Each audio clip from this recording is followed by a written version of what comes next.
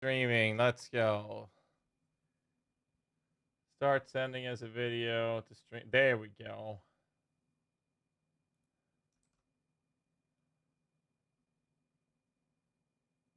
Why isn't it working? Now it's working. There we go. God damn it. Oh, what a shit show, dude. What an actual shit show.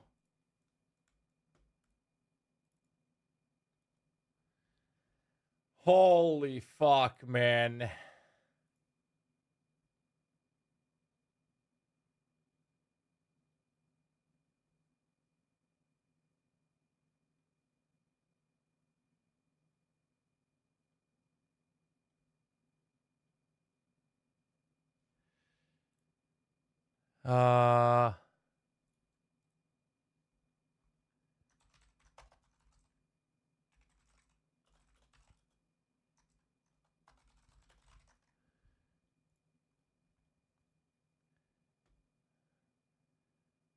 Okay. Think I got everything. Play. Okay. Jesus Christ. Hi. Stream fine? What a shit show.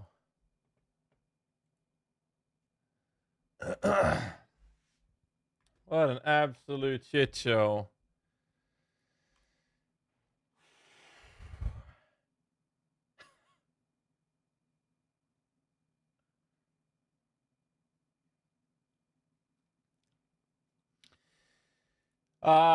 Yeah. So let me just close the door and I'll tell you what happened. What a shit show, dude. Oh, the cat's still here. Okay. Anyways.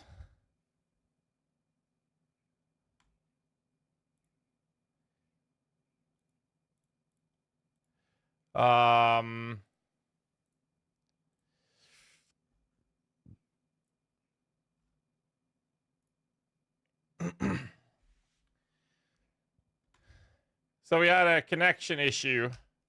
A bad connector in the junction box, which was overloaded. It's an old one, not something I've connected. Something that was connected when previous owners. That apparently has caught fire.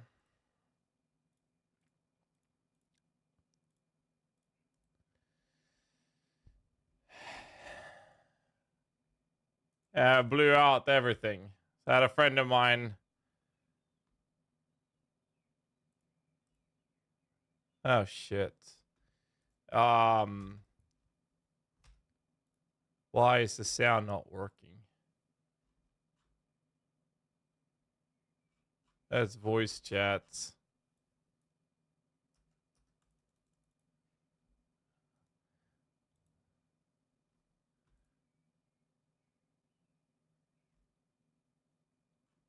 Huh? Why is there no sound in game?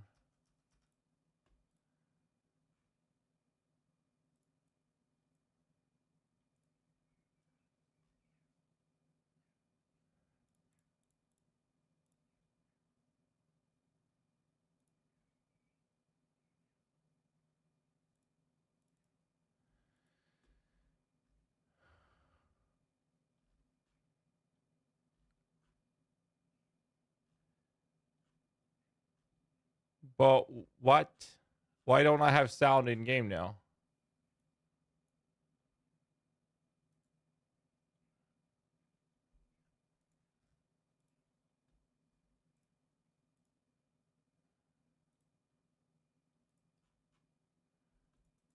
Huh?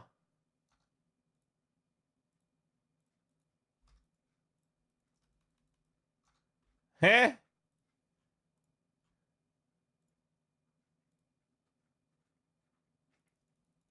I don't get sound. Yeah, I am swapping it from default. Huh?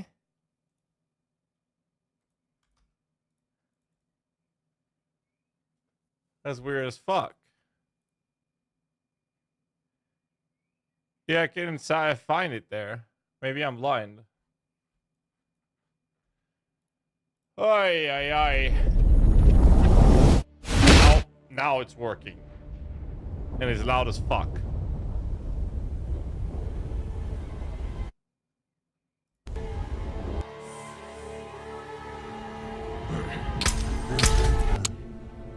Welcome to the crew. There it is.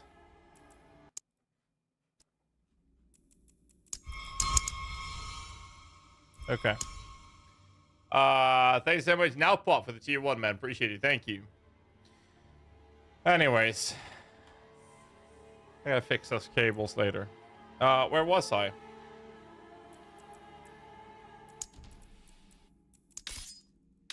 Greetings. Hello. Greetings. Hello.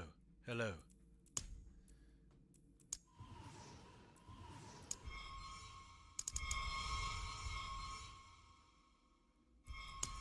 Okay. Gameplay.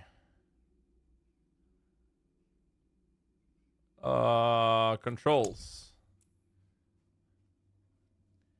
I want... No, that's the same. Okay. What a shit show, dude. Right round, baby, right round. Alright, so... Hi. Well, my food got a little delayed because of this. Anyways, had a small fire in the basement, though, so it's fucking lucky. Holy shit. I gotta go through all the electricity in the house. Are people having issues connecting to the game? Right round, baby, right round. Other people queued?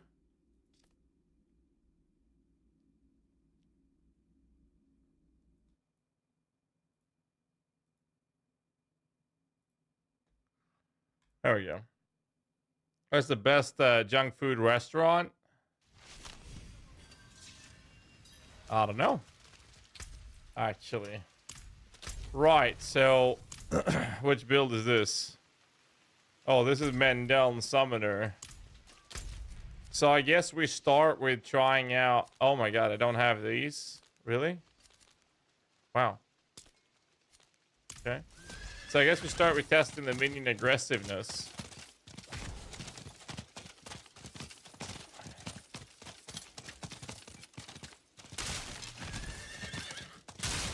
Performance is horrible. I'm gonna respec into Shadow, but I need to farm. I need to farm some bosses. I think we'll log the other character.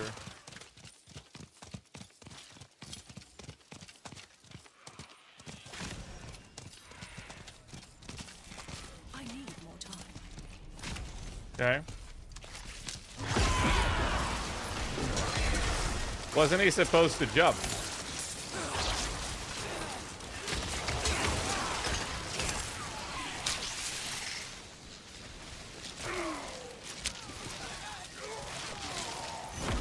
Oh, he does. There we go.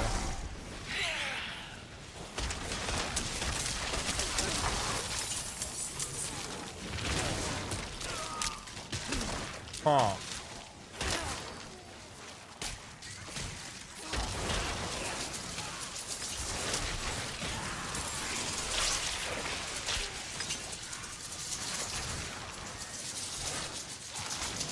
They're fucking aggressive.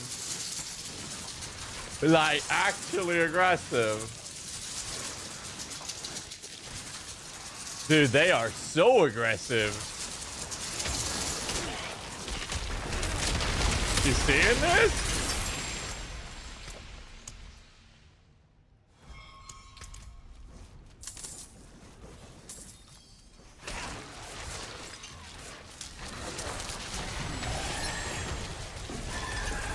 The leaf is awesome.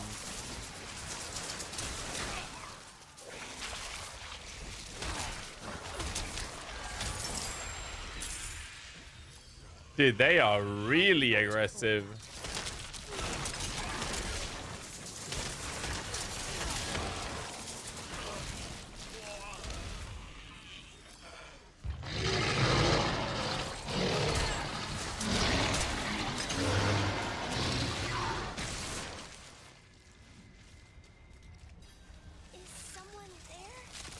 I don't know if they have a way to buy in-game items to test.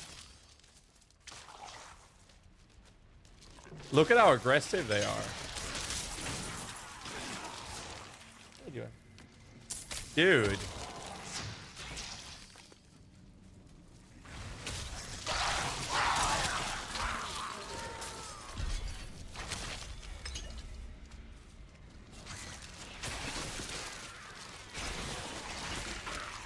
They were never this aggressive.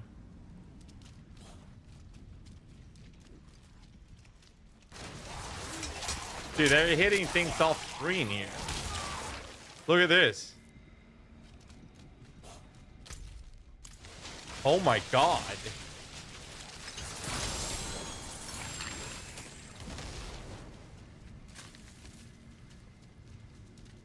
The minions just get giga or what?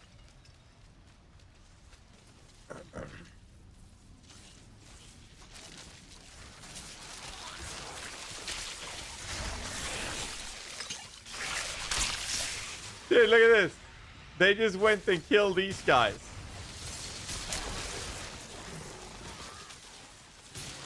Oh my god, dude.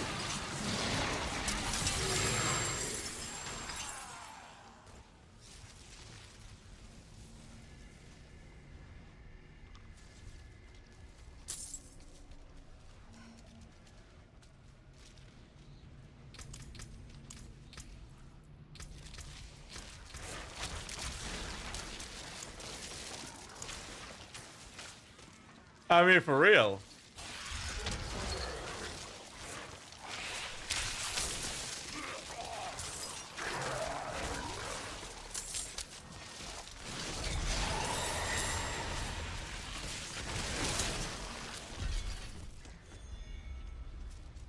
I'm not doing anything.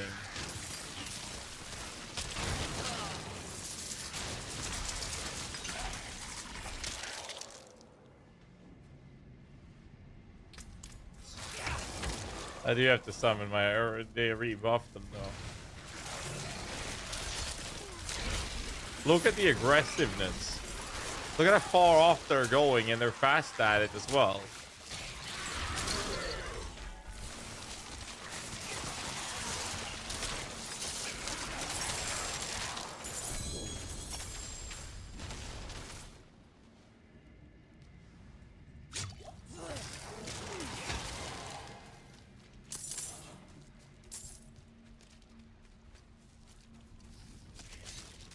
Dude, look at the mages. Normally they would just hover around and not do shit.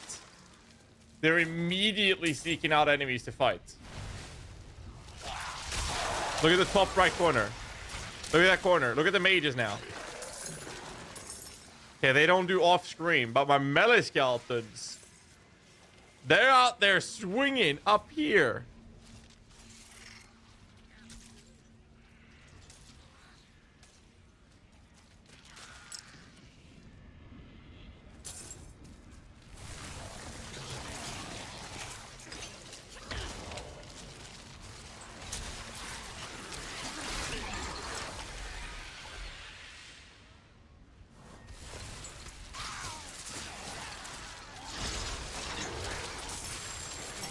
The new Shadow Aura is actually affected by minion damage.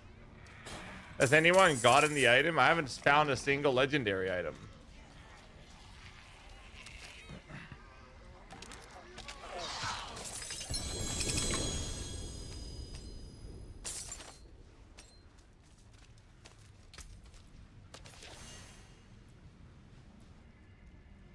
I just got a 39% Great Feast there.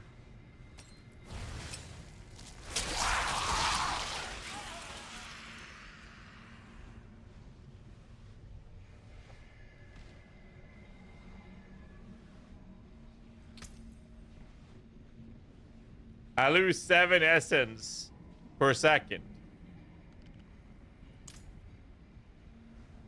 But I got 12 minions. Each one drains 1 essence from you per second if you have no active minions.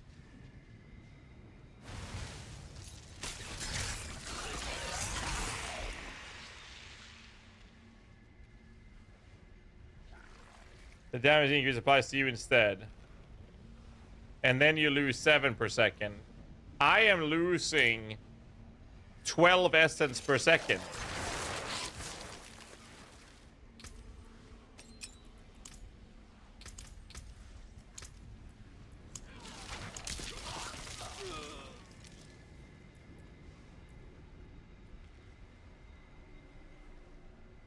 I have 14 essence per second regeneration. I mean, if I use this and I start casting, my essence is gonna burn immediately. So for Shadow Minion to see this, I can't keep up with that.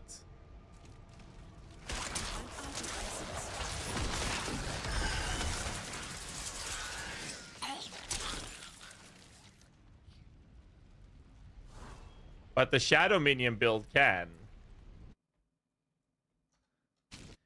If we go to Shadow Minions,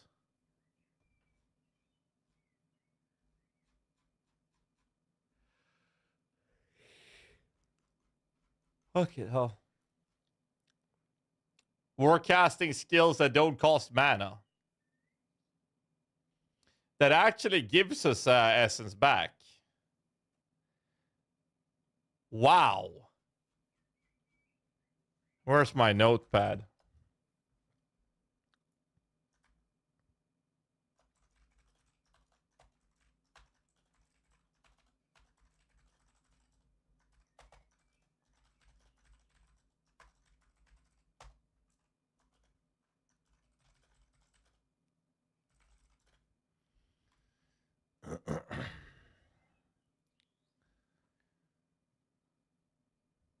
I'm guessing Grasping Veins. We scale the fucking shit out of it.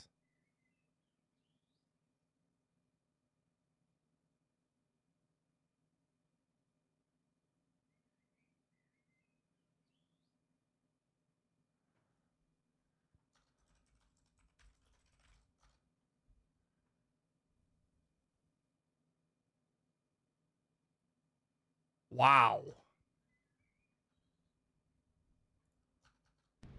That is nutty. What else do I need? I need to see the other thingy.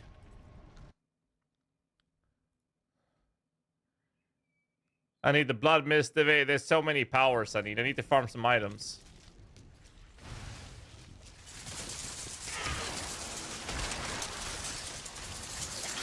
Oh, it will still drain, but that ability, the way that you play that build, does not utilize any of that.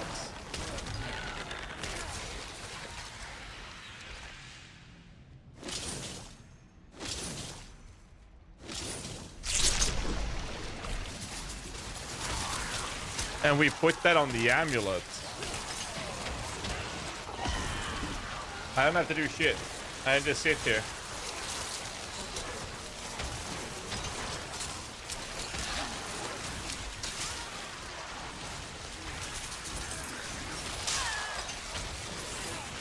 Make a new character, then boost it. Yeah, I should do that.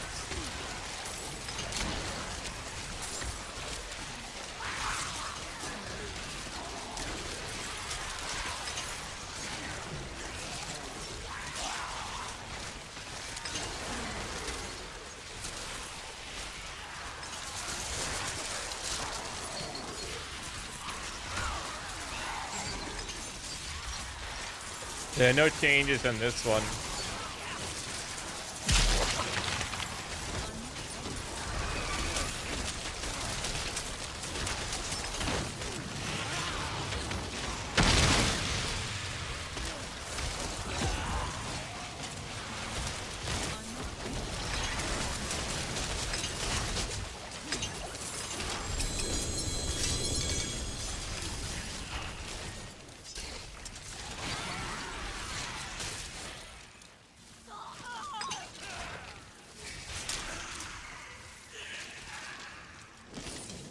Dude, the aggressiveness is fucking amazing. Wow.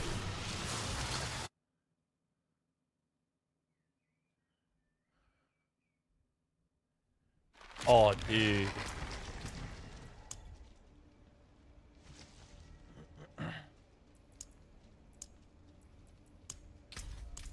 Oh, I love that.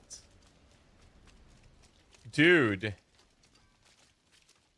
The minion aggressiveness is actually insane.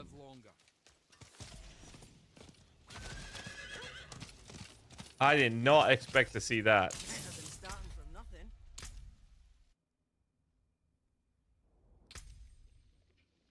Okay, so we make a new character. We try the shadow.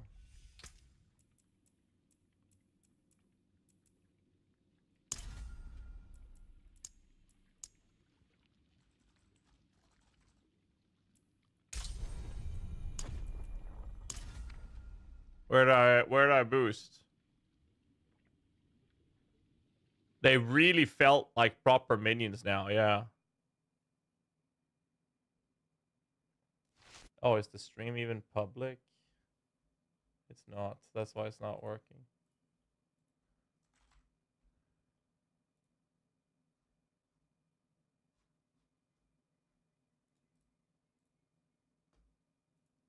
There. So where do I boost?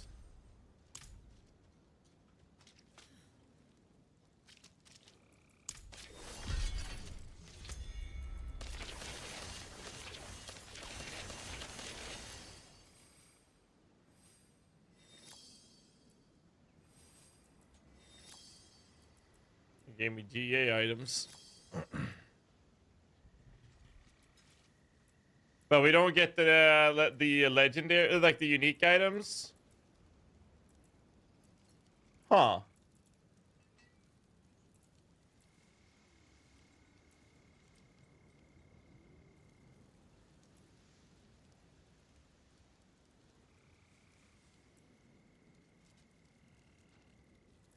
So wait, we don't get access to all of the uniques. We have to farm them?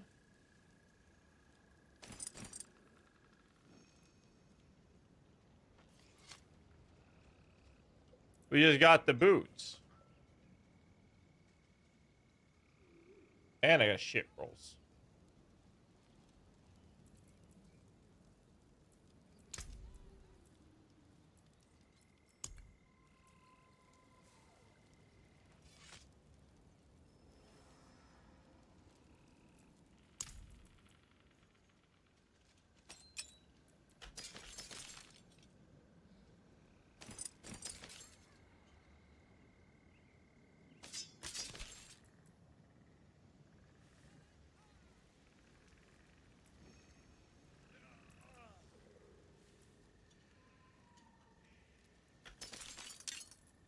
Oh.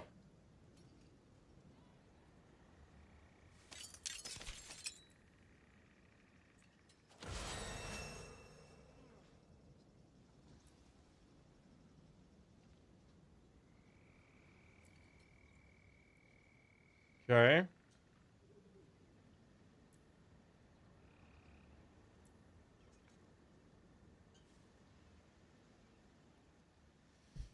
Fuck creeping death, I think.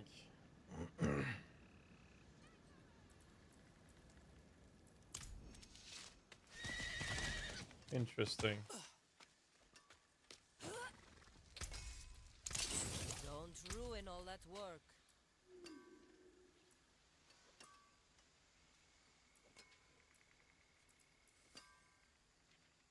Hmm. So where do we begin then? We just get the boots. We need to farm the weapon. And I'm pretty confident that that wasn't like a Uber unique, right? It was just a regular one. Out there killing us and no one will do anything.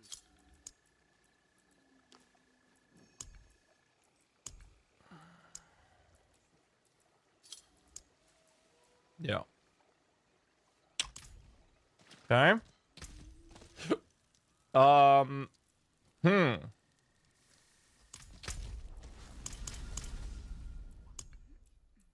I guess we start with picking up our doggo. Then we spec into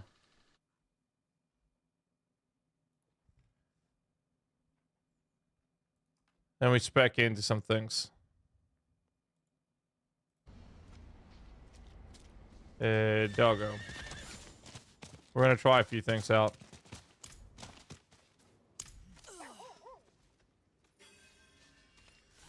All right.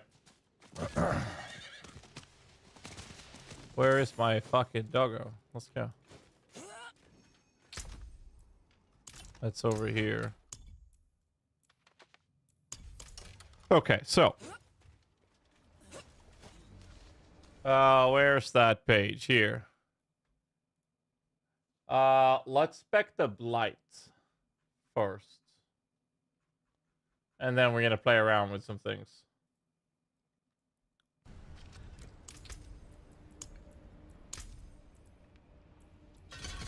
Let's see.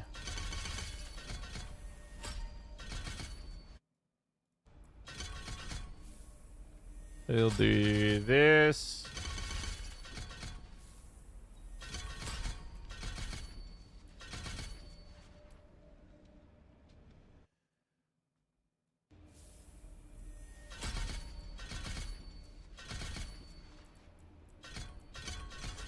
Gonna want Death's Embrace. But it's only on close enemies.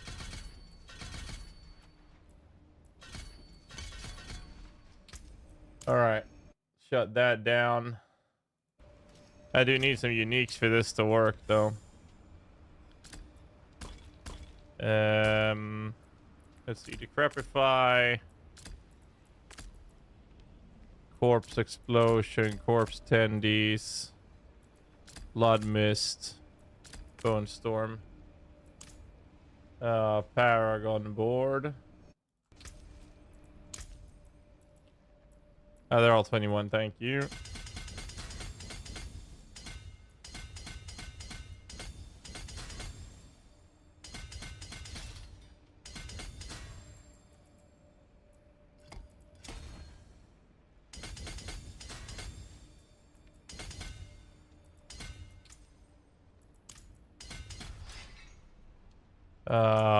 Wither.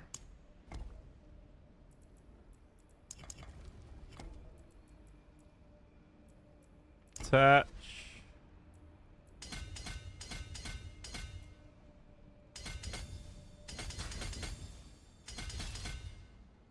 Abyssal.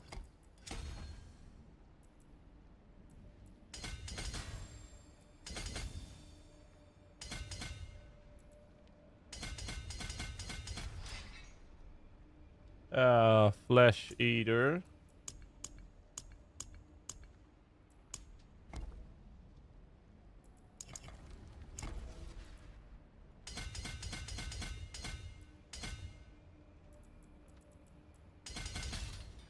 Sacrificial.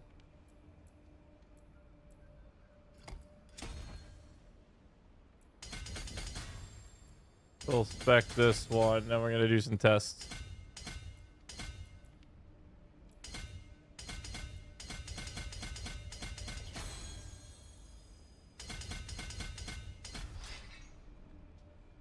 Bone graft.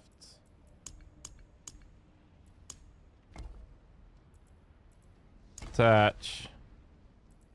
And the import feature would be nice. Yeah. It actually would be. Scourge.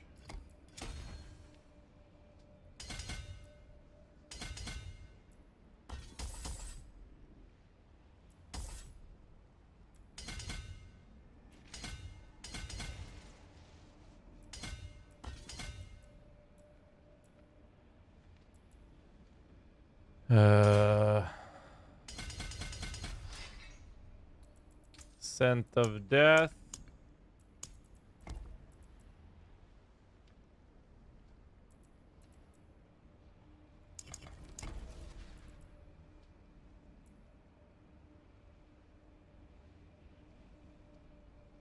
Cult Leader.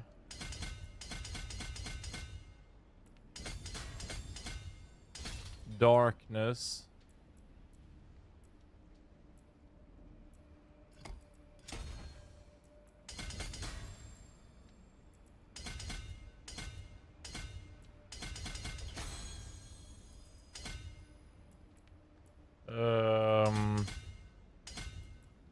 That's enabled.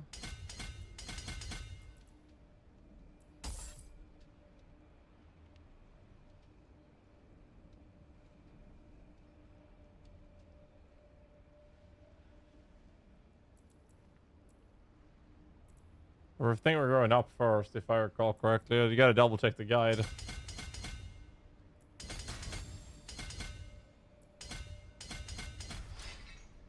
Cult leader.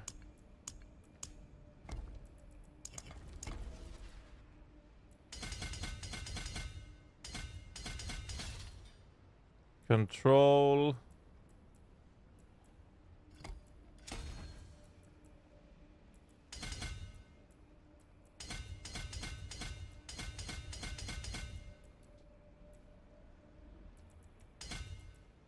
Like that.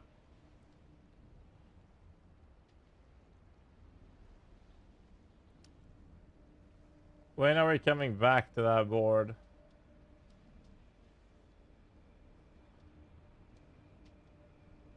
Right, we're taking that last. Okay. Control done. Next one's bloodbath.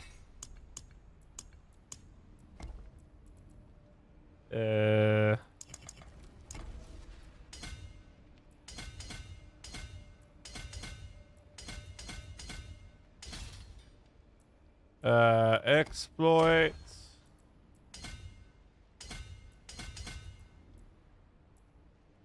Done.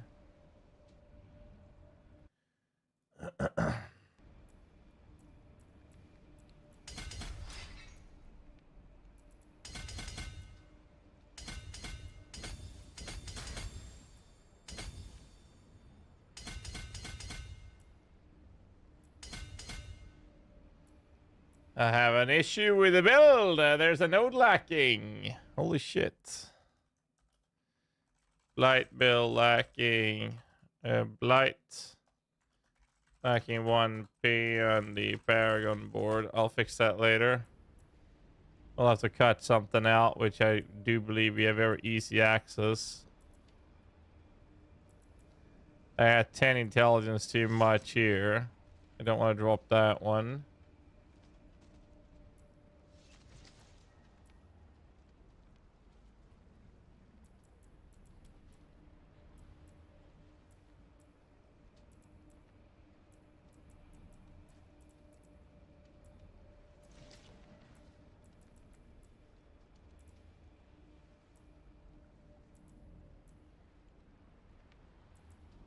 I mean, it would just be dropping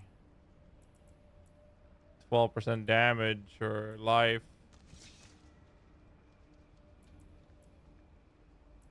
Do I need that willpower?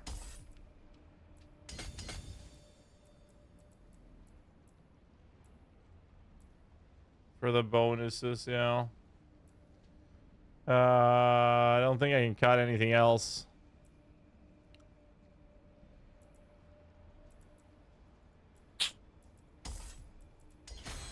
So we'll just do that. Cut. One magic damage node on the starter board. Okay, so there's still an issue. I thought I fixed that already. Let's see. Let's test these things out then. So this is with Blood Mist active.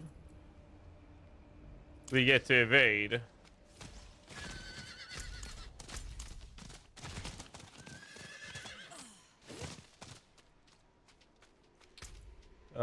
Right.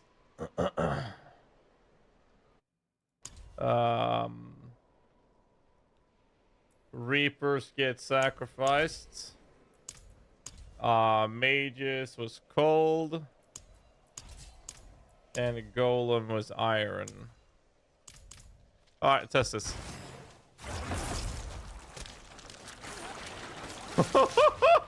We have a mobility skill, baby. Holy. Dude, it's nutty.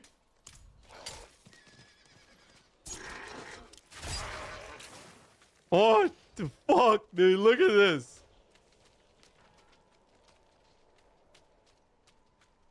Watch this.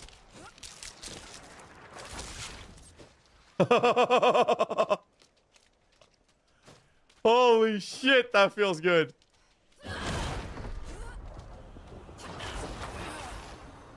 Okay, so do I have the curse aura on me now? Because it looks like it. Cursed aura. What happens if I do this?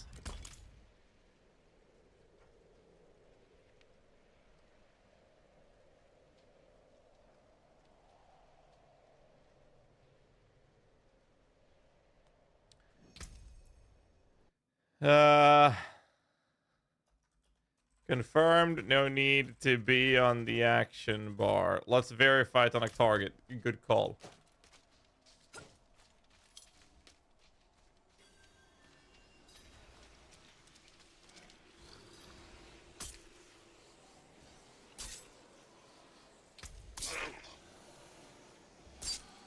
I mean, it looks like he's getting affected by it. No, he just keeps getting attacked.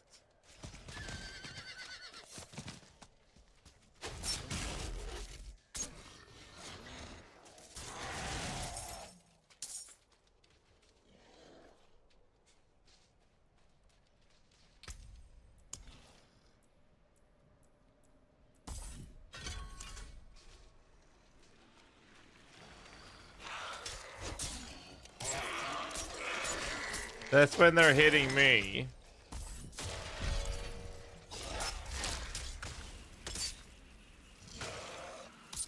They are affected by it even though I don't have it spec'd.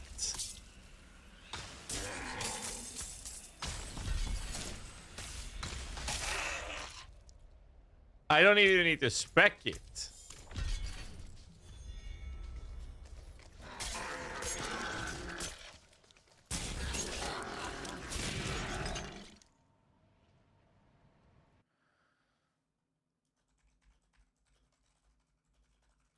Which means we're getting Iron Maiden for free. We still want this because of the abhorrent, but still. Wow. Okay. What else was it? This. Crazy. Much better AI.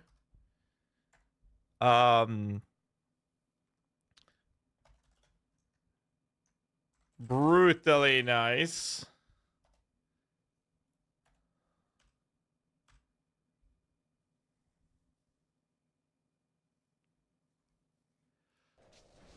Okay.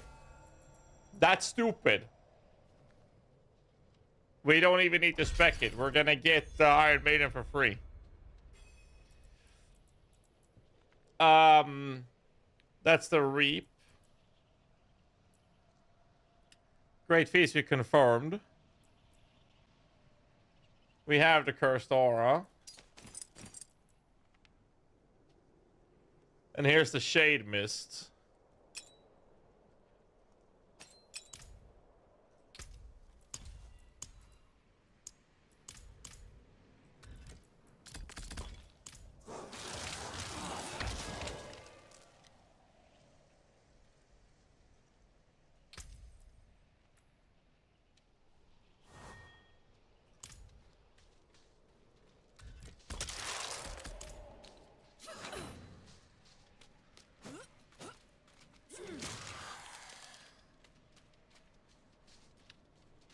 Will it stack?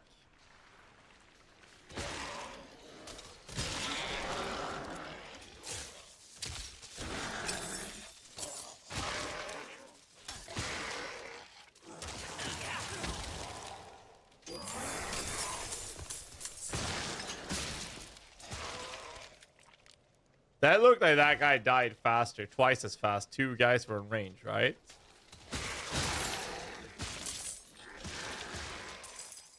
It looks like it's stacking, right? Wait, where's the target dummy? It's in Kiev shot, right? Or did they move it?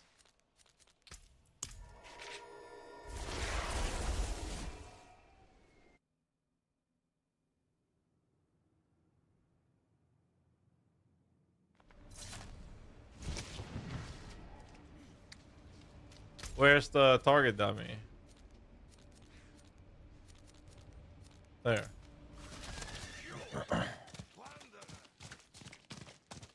So Minion AI is much better. The fact that we don't even need this shit on the action bar makes this a, like, we have to. We have to put it on pretty much every build now.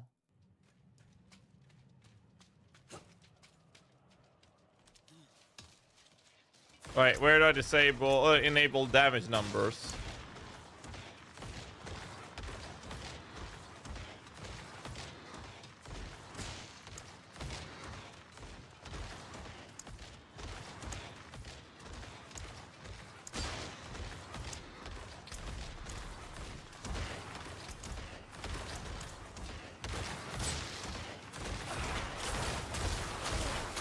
I need a core. There.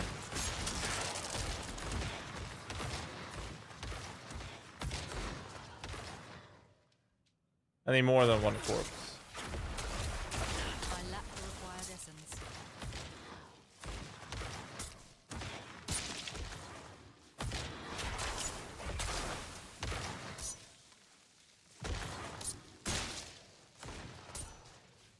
I need more than one corpse.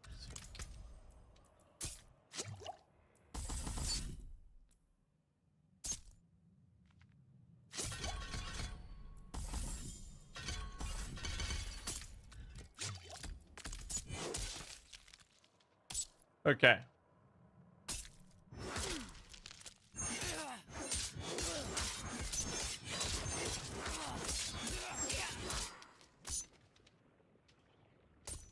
What the fuck is taking damage on it? Right, okay, so one minion.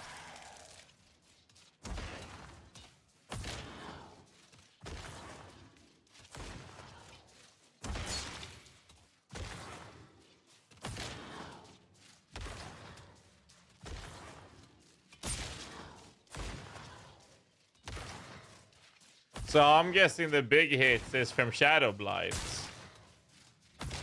That's what I'm guessing. Oh, that's a good call, actually. Best case would be to configure training dummy.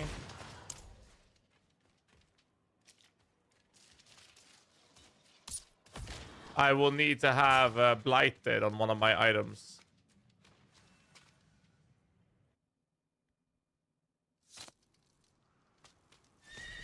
We need blighted so I can see the ticks. So we talk to this guy.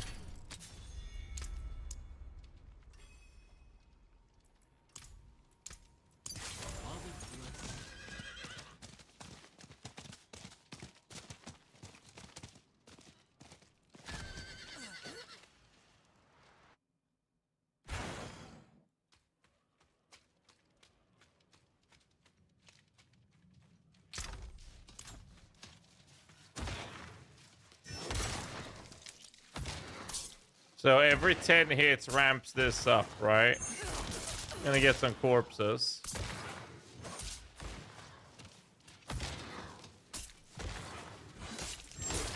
Alright. Look at blighted stacks now. Gain blighted. 3, 4, 5, 6.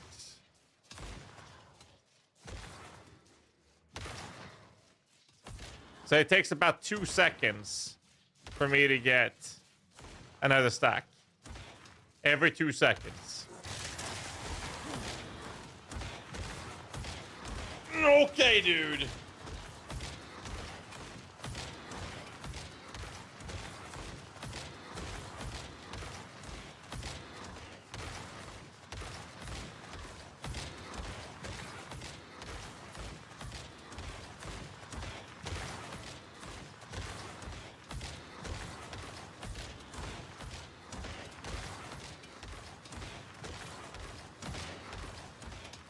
it stacks. Which means that each individual minion is casting it, is using it. Tavern talk soon? Yes, in an hour.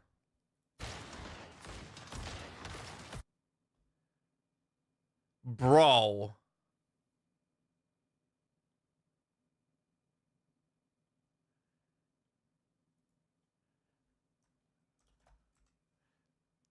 Shade Mist stacks. Confirmed.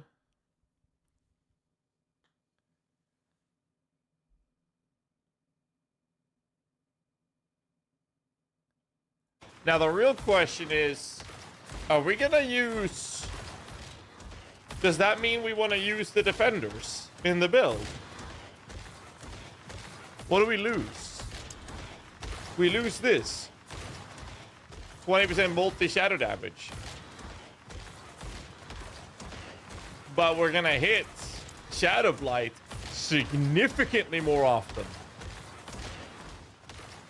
Like a lot.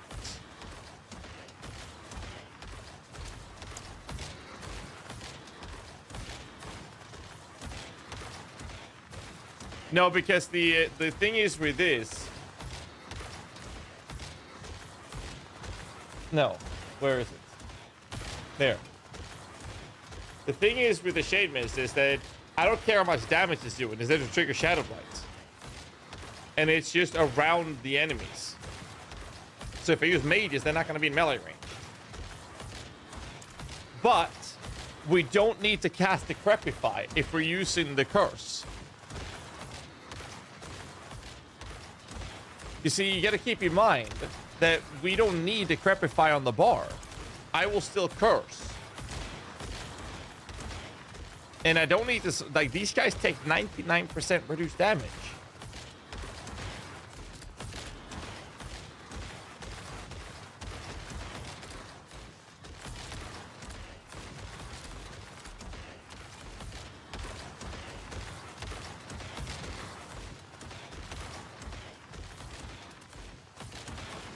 But I still have corpse tendrils. Corpse explosion, light. What do I have too much now? No, I have bone storm right there. How we do it this way?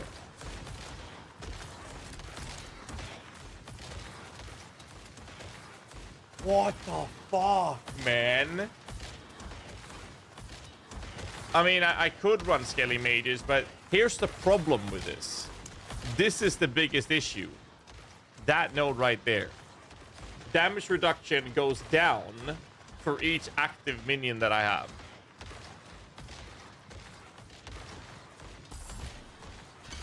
And the problem with that is that if I have 4 minions out, that's 8% reduced damage reduction. And I don't benefit from this because I no longer sacrifice the skeletal warriors. So what I think is the play... Shit.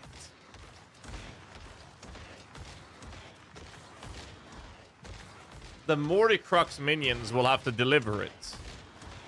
This is for us to actually utilize that weapon. They don't get sacrifice bonus either.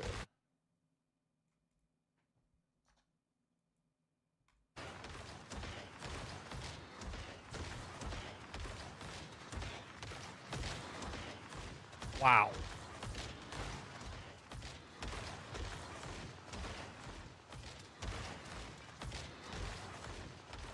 But I guess that the bug is still there, or not the bug, but the issue is still there, that this is gonna get diminished.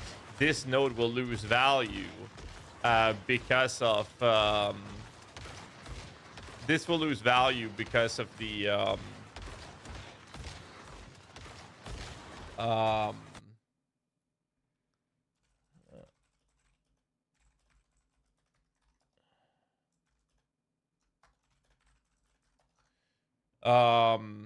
I will lose damage reduction for the Mordicrux.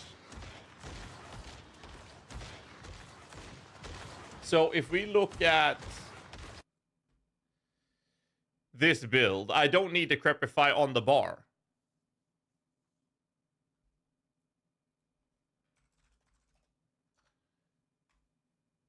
And I have nothing to replace it with in this build. Because we're not going to use the minions. Because then we would lose the value in that. And that's too big. And we lose the value in sacrifice. But if we go to legendary aspects. For Blight. That does mean I don't need to use the curse. I don't need to have the aura curse. For this build specifically. The boots are going to get changed 100%. Unless we keep the metamorphosis and Tybalt's will for essence sustain.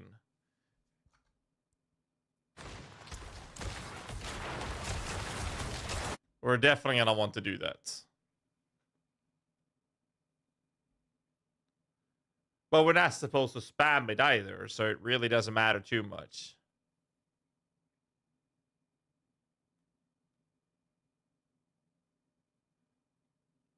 Because that blood mist shit is OP as fuck. Then we can go hard in bones. So what I'm thinking is gear changes, hardened bones on legendary pants over Tybalt's. Creeping mist on boots. Gear and aspect changes.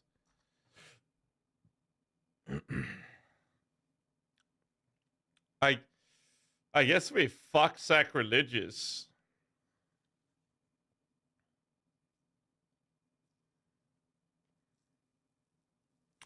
In favor of Shade Mist. And that means we can keep Ultimate Shadow.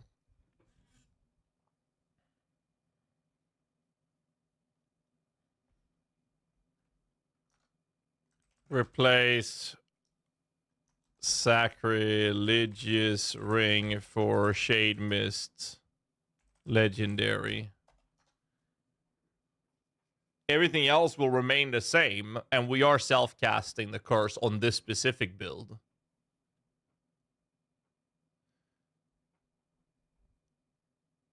No, we will remove Ultimate Shadow anyways. And run Sacrifice. That's what we're going to do.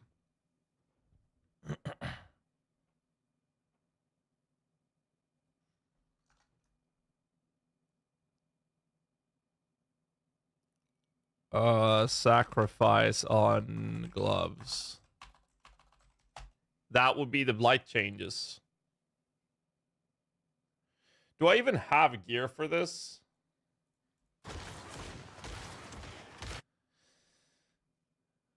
I wonder if I have gear.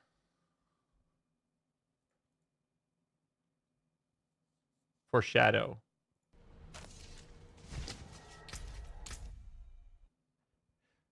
I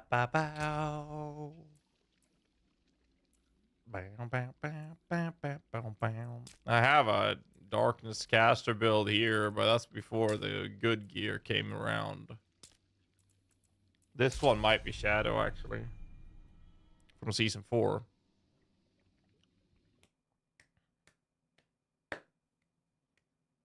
PTR gear does not go over to the live realm now. Bam-a-lam. This is a blight build. What the fuck? Wait, hold up a minute now.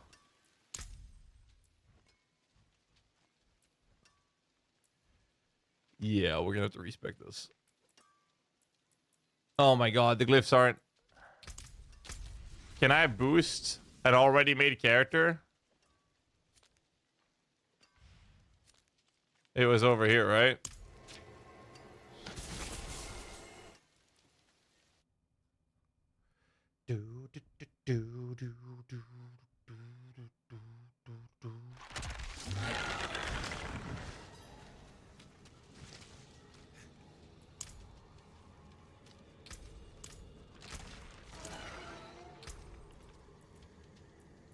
Yeah, no, that didn't work either. Fuck. So I'll just take off the gear of this character then.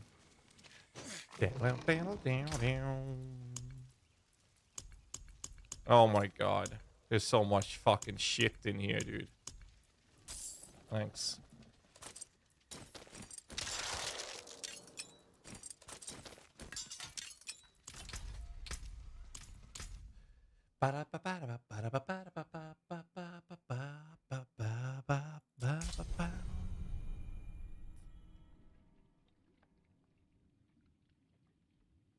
Who's the make cat? Make sure you take all the gear off him. What do you mean? It's fine. I have it made here. So let's see. These are thorns. Oh my god, it was a thorns build. Shit.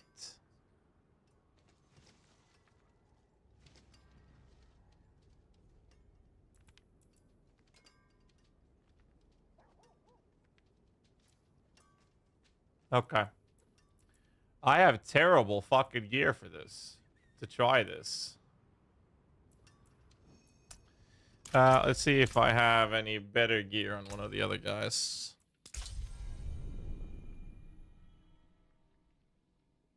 I mean, I have gear in my stash I can probably snag.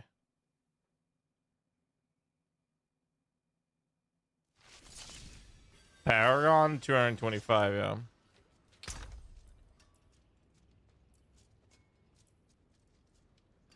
Oh, these are damage reduction mods and shit. I can't do that.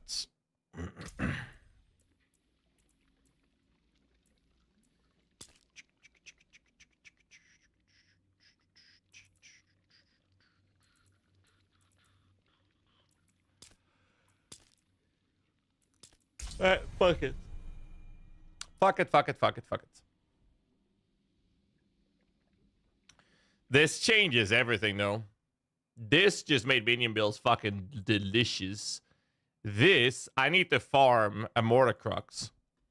This is nutty. Like, actually nutty. I don't even know where to begin to put these things.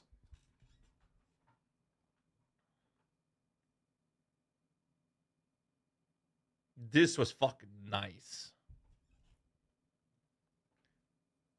Which I put on the boots, right? Okay, so. We can scrap this gear, right? We're not going to use it. Crit damage, int life. We're replacing a ring, right? Yeah, we are. Lucky hit, vulnerable attack speed, int damage over time, resource cost.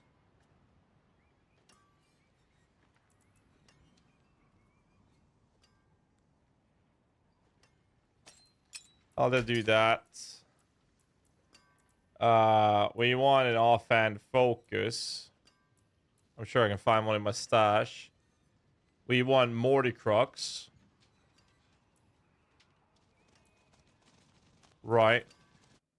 Morty Crux. Don't want that. Don't want that. Use the weapon for now. Fuck that. Fuck that. CDR. Let me see the gear. On a helmet, I want life intelligence armor. So fuck that. And on the amulet, you want ranks to gloom, crit, and movement speed.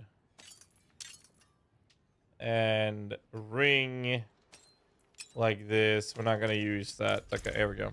What will it be? You can take what's left. All right, that's a good start. We can drop that one as well.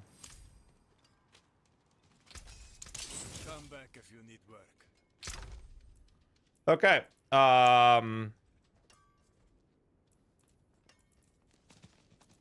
Tibble's will check.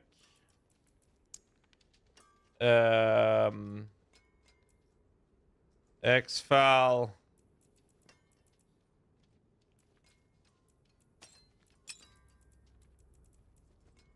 $18K, $19K, pretty shit rolls. All right, good.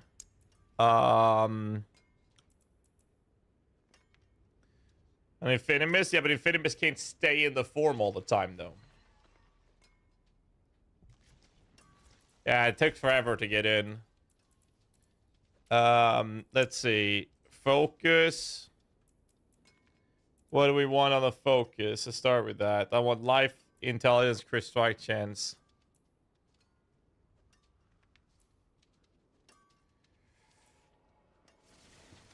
Not lucky hit. Life, intelligence, crit.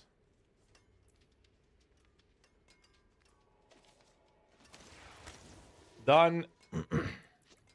Next, we want boots. Life, movement speed, intelligence. Check.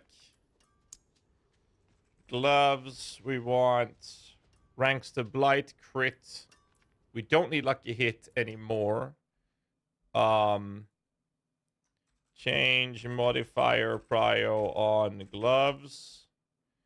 Do more decrocs. So I'm gonna want ranks to blight, crit damage or vuln damage or something.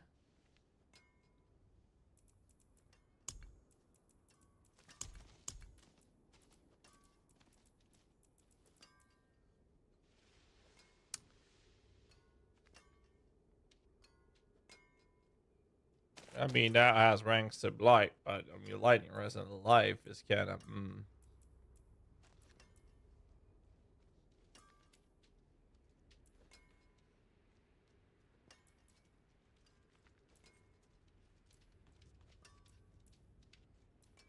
I don't have any other rank ones, so we'll use that. We'll roll that.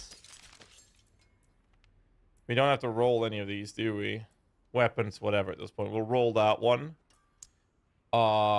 Chest. I need armor, life, intelligence.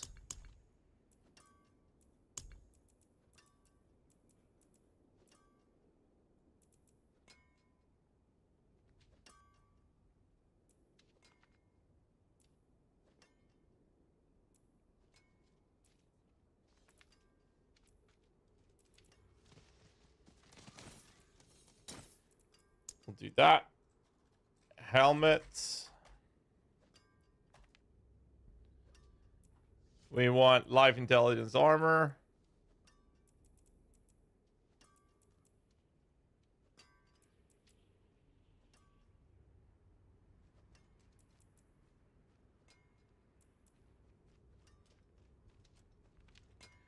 Intelligence, life, CDR. Roll that.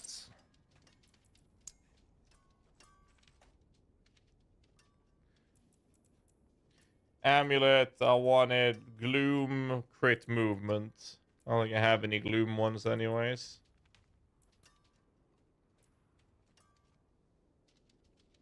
So then we want crit and movement speed.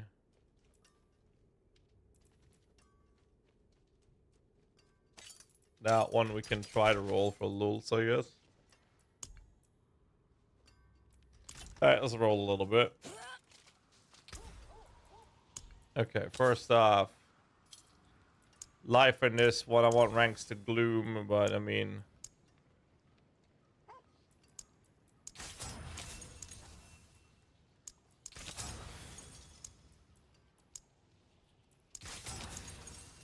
There's no way I'm gonna hit that.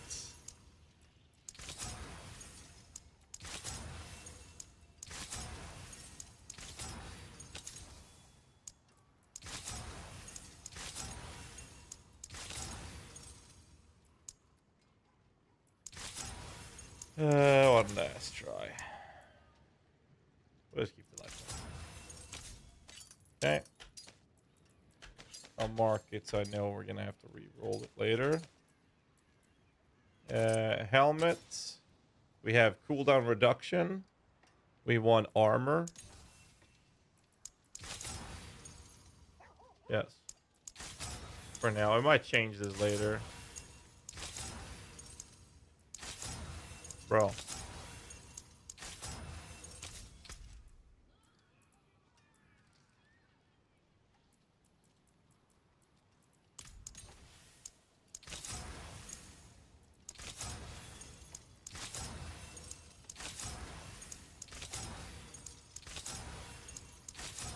I actually think this is gonna be hard to hit.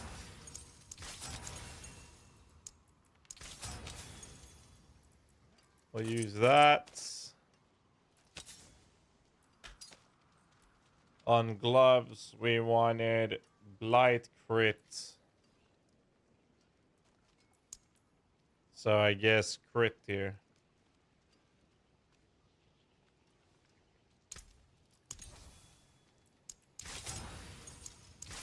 Can go intelligence as well.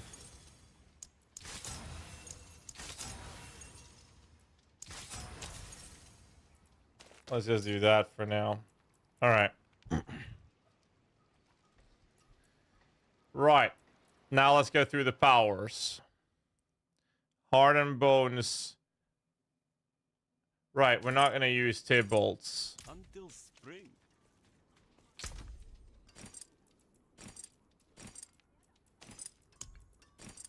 So that means, how's my armor situation? I am way overcapped. I don't even need to think about it. Which means we want life intelligence and what? We don't need armor anymore. I don't have many choices here anyways.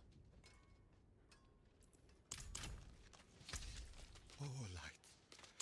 Cleanse these bones from my skin, and I, devoted servant. Life intelligence and all rest or something.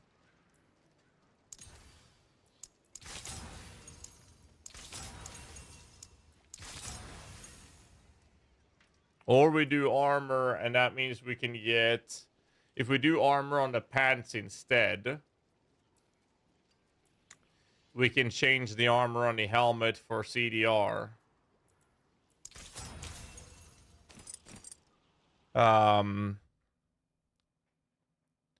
Let's see, pants. Life, armor, intelligence.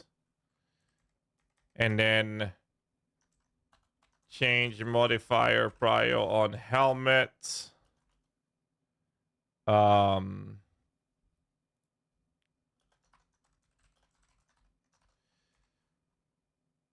Armor turns into CDR. I think that's the play.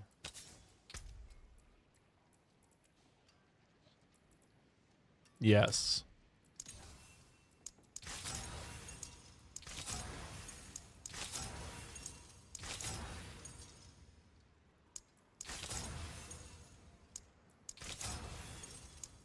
Don't think we care about lucky hit at all.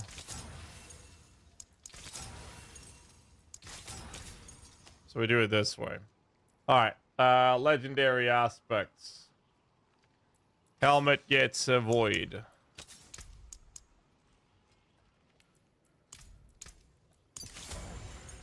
Body armor gets shielding storm. Gloves get sacrifice.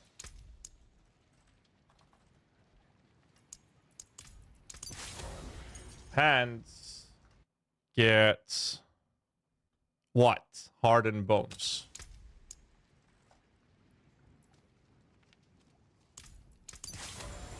And this gets creeping mist. Weapon gets nothing really. This gets blighted. Expal and the ring. Shade mist. And focus gets damned. Right. Jewelry. Add a socket.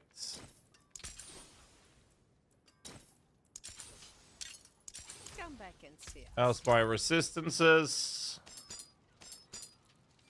giga overcapped.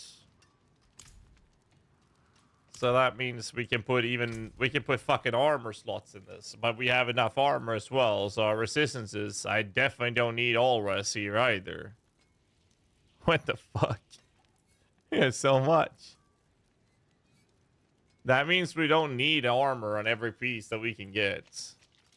All right, traveler. I'm curious. What can we do on the chest piece that would matter? Macabre skills, I guess.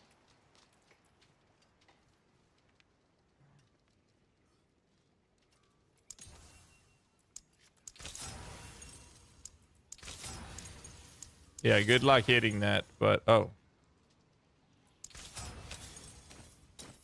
Yeah, I'm still overcapped, so we're good. So essentially we go Macabre.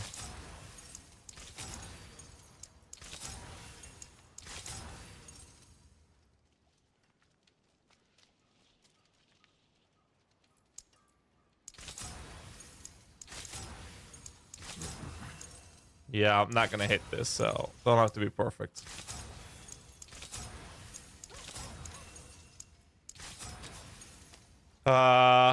Change modifier prio on body armor. Ranks to Macabre over armor.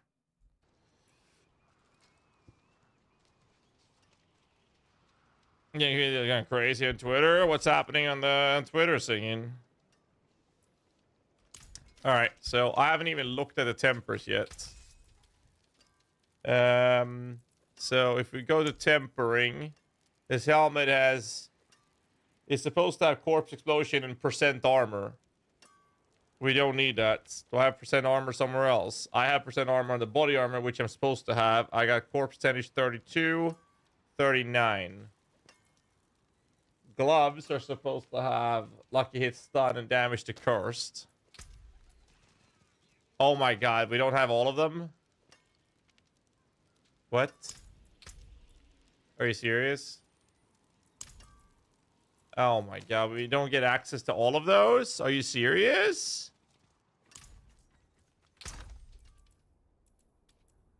Are you actually serious? They are serious. Wow.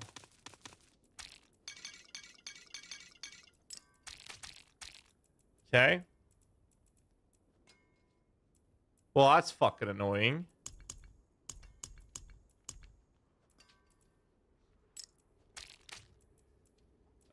I mean...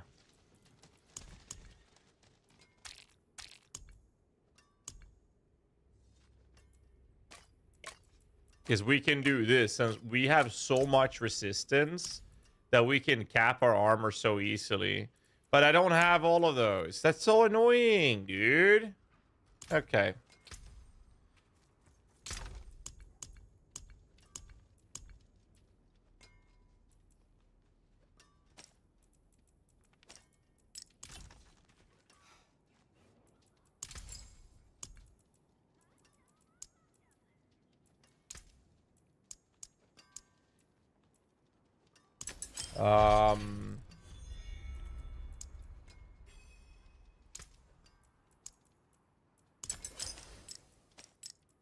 That's actually frustratingly annoying. 38,000 life, by the way. Doc released a statement. Is that the whole bullshit thingy?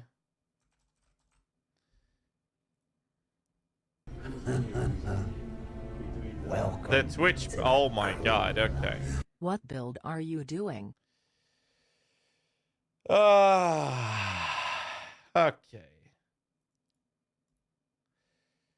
I'd like to make a quick statement. Let's cut the fucking bullshit. There's no filter with me. I've always been upfront and real with you guys and anything that I can be upfront about, and I'm always willing to accept responsibility, which is why I'm here now.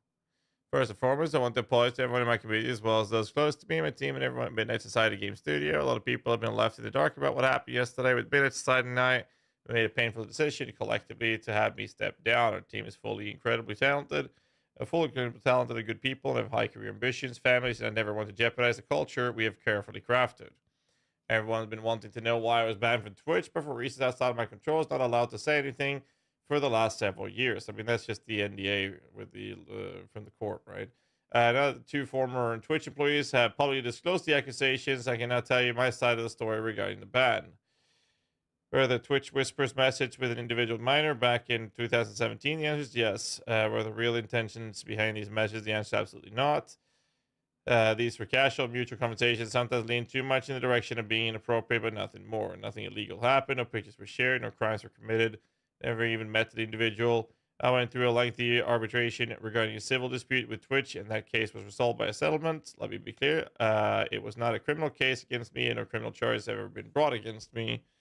Now, from a moral standpoint, I absolutely take responsibility. I should have never entertained these conversations to begin with. That's on me. That's on me as an adult, a husband, and a father. Should never happen. I get it. Not perfect. I'll fucking own my shit, and this was stupid. Now, with all this said, don't get it fucking mistaken. Why does he have to swear? It sounds like something I would type. And I swear a lot. Seeing all the remarks and labels being thrown around so loosely, social media is a destruction zone. I'm no fucking predator or pedophile.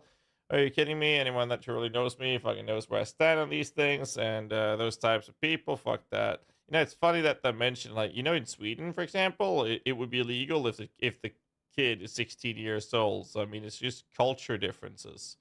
Like, if someone at the age of 30 would be hitting on someone who's like 17, I don't find that to be weird. But in many other countries, that would be really fucked up. But the culture we have here, that's, you know, it's not that bad. But it's like different from country to country. So I don't know what the age of this person is. But I'm just saying, it's just weird. I mean, obviously, if someone's like younger than that, it would be fucked up. Plus, that would be illegal depending on what age it is. I'm just saying. It's a culture thing. I understand that this guy's 42. I was giving another reference, which has nothing to do with him. I know he's over 40. Different level of disgust that I fucking hate and even hear about. Don't be labeling me as the worst of the worst with your exaggerations. Wait, actually, isn't Johnny Leo DiCaprio together with some 21-year-old? For reference, by the way. Just like, I'm not defending anyone here. I'm just spitballing. Since we got into that. Get the fuck out of here with that shit. I think I said what I needed to say regarding the ban itself. That's it. That's why Twitch made the decision in 2020. To my team, community, industry friends that have supported me, I apologize. I wish I could have said that all this sooner. You guys have always showed me and my family love and support through all these years. We love you guys like you can't imagine. I have the fucking best community and circle. If any of this has made you uncomfortable, I get it. You don't have to support me anymore, but just know that you have always been greatly appreciated. But trust me when I say this, to all my haters that live and breathe social media with zero life experience, I don't give a fuck about you. You know, we streamers always make this statement, but it always gets us, which is really frustrating. It's part of the industry.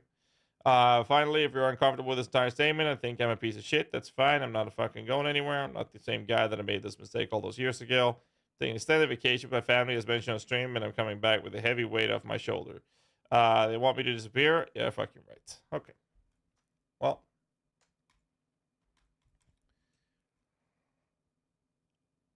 I don't really have any opinions. Let the kids deal with the drama. Where was I?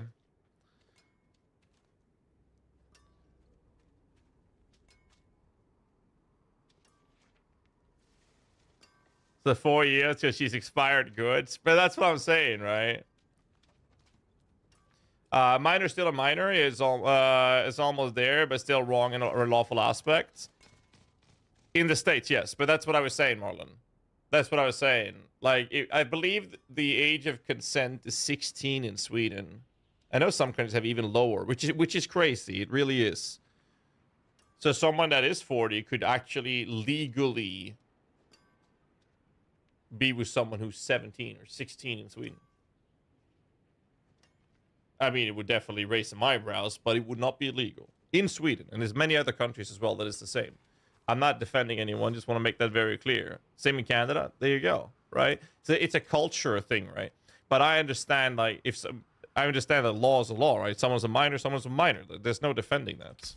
I don't want to occupy this stream with those discussions. I have no intentions in diving into the drama of people. I'm tired of that shit. I do my thing, but you make up your own mind. I don't watch the doc. I liked this content many years ago, and it's been a bit too much ever since.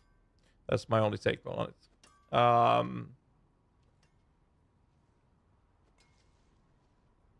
We finished Elden Ring, or just on a break? No, we're on a break for the PTR. Tempers. I don't have access to these things. Like, look at this. I don't have access to it, so I guess I have to farm them.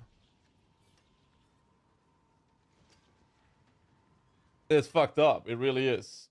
All right, so before we do anything, I'm gonna go get some food because Hannah just finished cooking food. So I'm gonna bring it out.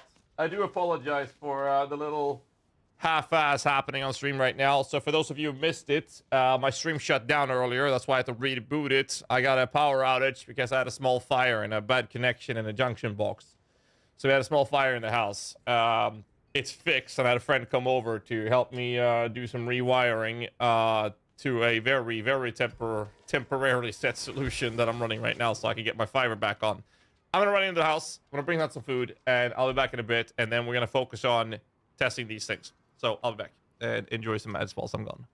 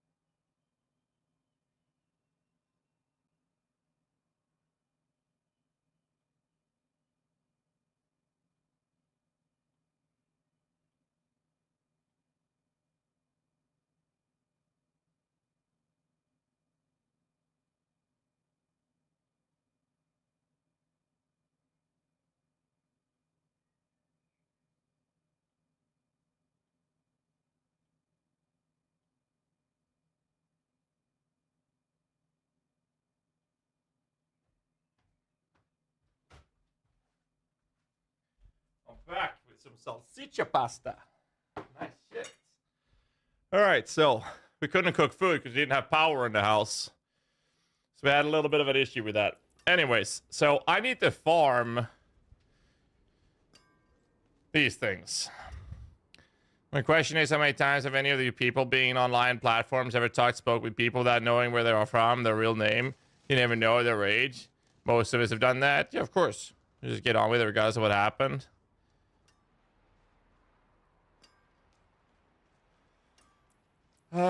Yeah, I don't want to occupy the stream with the topics. It's like, let's just move on. We are sacrificing Reaper still. I believe I have the powers. I don't have the tempers, but I'm Captain Armor. I'm over Captain Res. What do I do now, then? I would have to do this, and we actually curse still. Diablo's still bad. No, Season 4 was actually really good. I'd say Season 4 was really good. So I need to farm those things. What's the best place to farm them? Oh, man, that's so good. Where do I get the temp? Ooh. What the fuck, Hannah? Oh, what did you do to this food?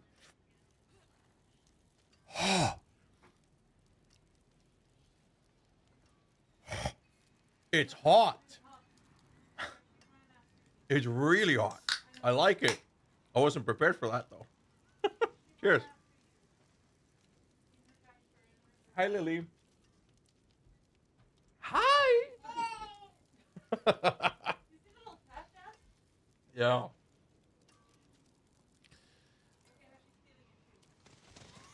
Yeah, don't do that. All right, so where's the best place? Found some pizza with a lot of pepper on it. Yeah, basically.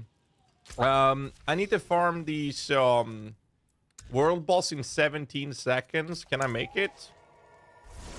Probably gonna be dead before I get there. I need tempering manuals. I don't understand why they didn't just give us that. That's so weird. No, don't climb there, Lily. Sorry, my daughter's here.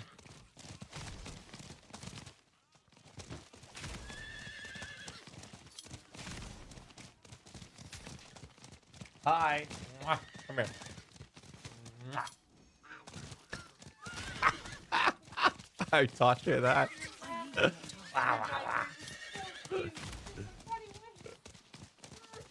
Yeah. Come here.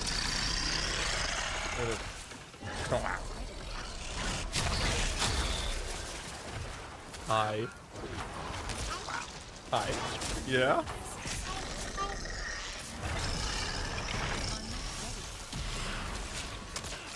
Wow, wow, wow.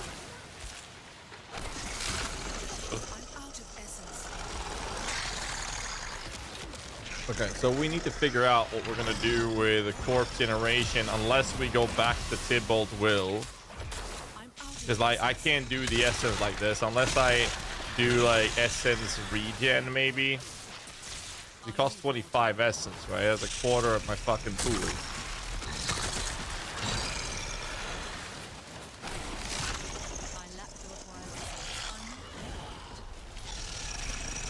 Oh.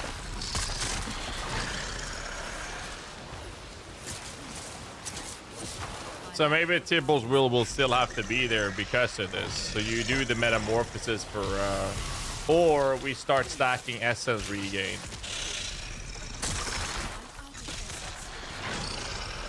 Wait, why am I in world tier 2? Oh, for fuck's sake. Essence is still an issue though, for sure.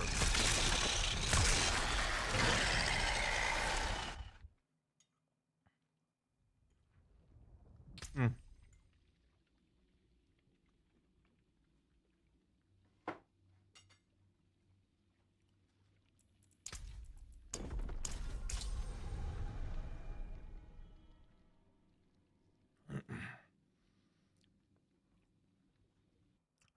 So, if the armor is this good, we have to look at essence regain instead. Helmet can have it, for example.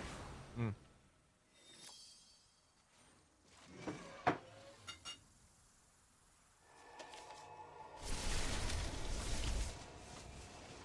I'll eat my food before it gets cold.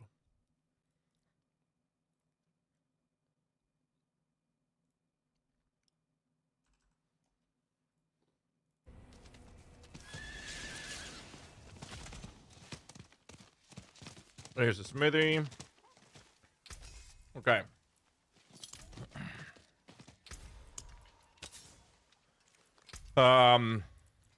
So we do essence per second instead of CDR.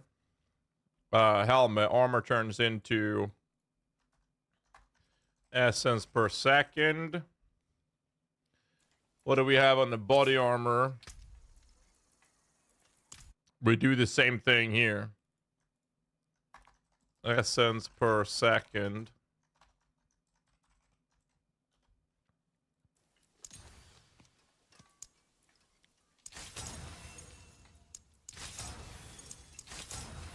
Corpse explosion wouldn't be bad either.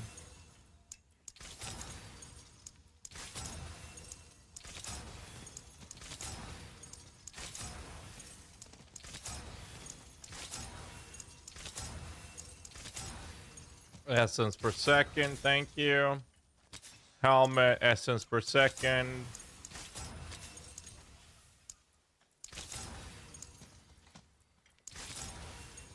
There. Yeah, season 5 PTR correct. We can get SS on kill. SS cost reduction, but I don't think that's gonna be needed. So fuck that one. I wonder if that's gonna be enough. I want to go away from the Tybalt. That's the whole plan.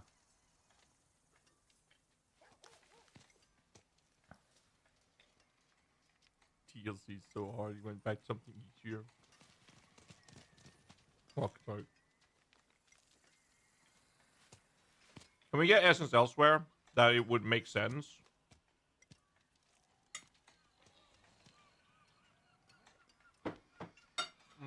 So good. I know Boots can get it instead of life.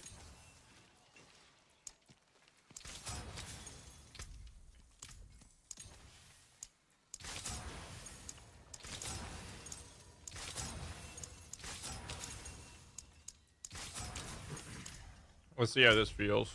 Where's the... I feel like I'm gonna go to... I'm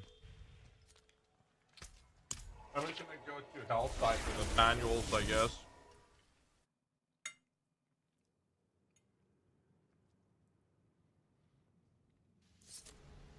I think that's the play.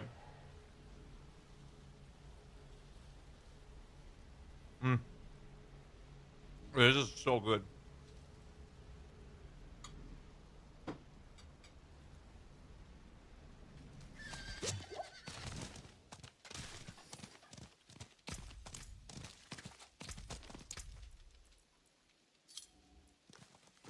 We have 16 essence per second. Should be more than enough.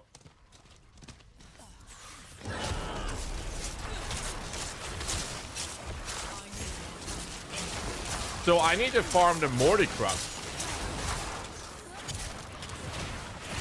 Wait, was Mordicrux a dagger or a sword? It was a dagger, right? So I can use Obolobolos for that. Right?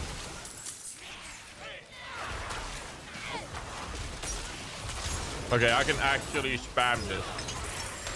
More or less. Yeah, that was definitely the play. So what did I say? Helmet, essence, armor, essence. Change modifier. Prion boot. Essence per second over life.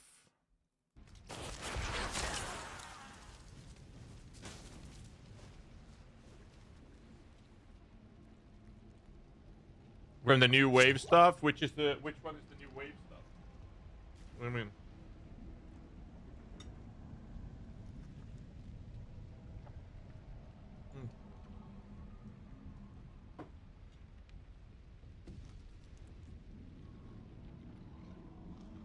You mean the Infernal Horde? My understanding was that you could get everything with target farming. That was one of the changes they did.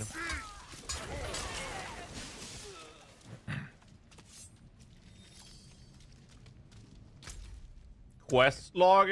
Wait, you want to do all of these or what?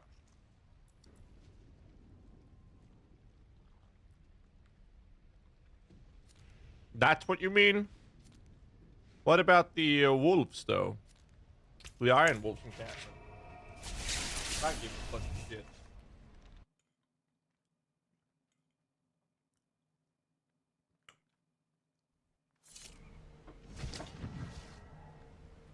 No longer here.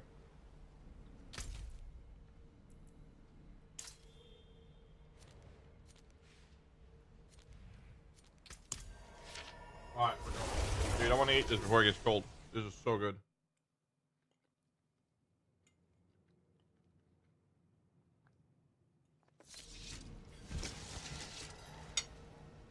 We don't care if you like us. We care about keeping this village safe. We will not let them here to intrude us again. Where the hell said you? Alright. Oh my god, it's so hot. Whew. Oh, so good.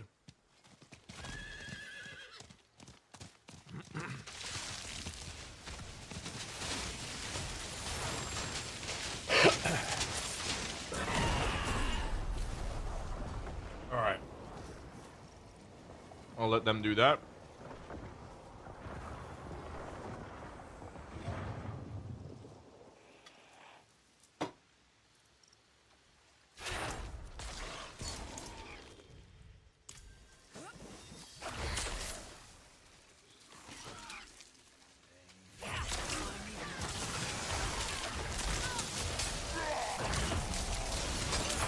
Dude, the mobility is insane.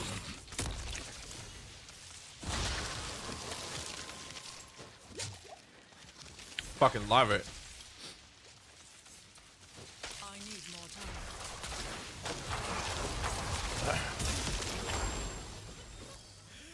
Like a spear from the dark, the wanderer appears. I want.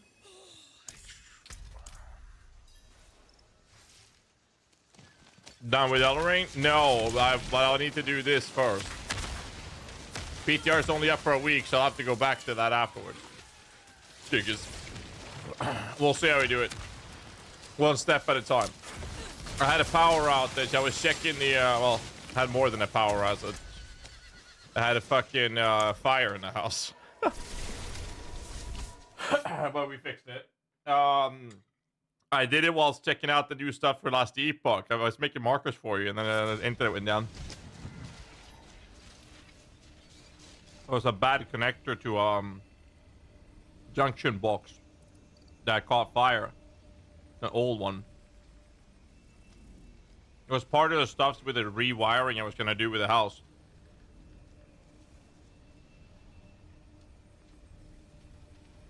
So stupid. So I gotta check that in the week now. Fucking hazard.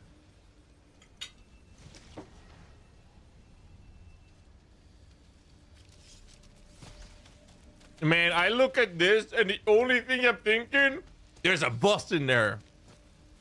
Fuck, Elden Ring hurt me. Damage from that shit.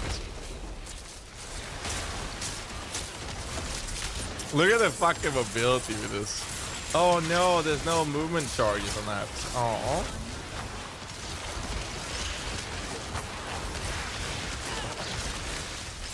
I want Morty Crux. And I want it now.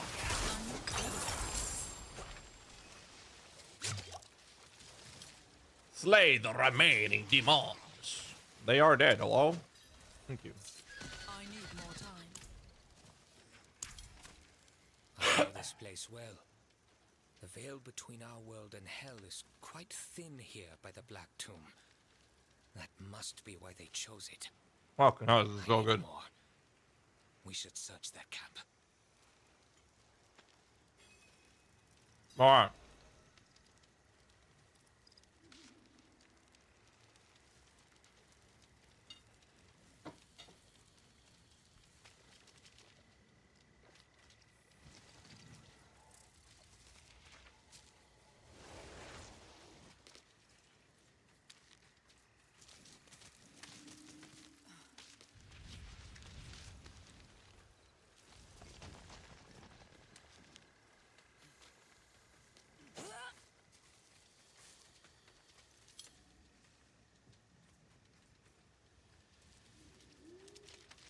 Okay. I only found one apparently. Oh fuck. It's not out here.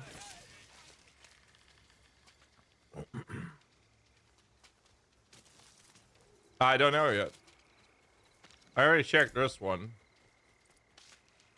And this one wasn't it, so. Did the Horadrim? Where's the other fucking thingies?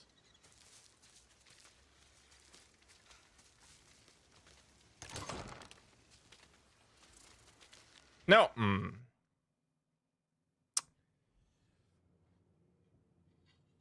man.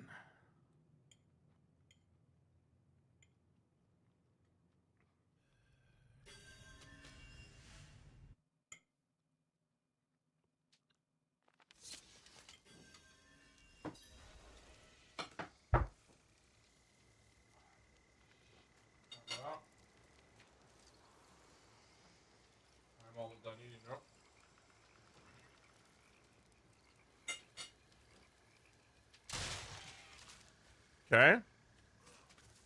Where's the other fucking evidence shit? There. Tribune map 2. There. There. Thank you. They came for Sankakor. Oh, the boss room is now open. Oh, yeah. Traced your steps here, only to find your Horadrim sealed this door. Very tricky, but easy. Enter the foul crypt. Alright. I got a couple bites left.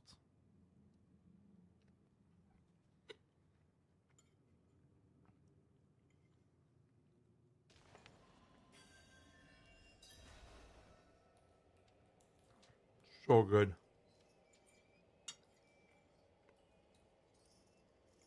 So.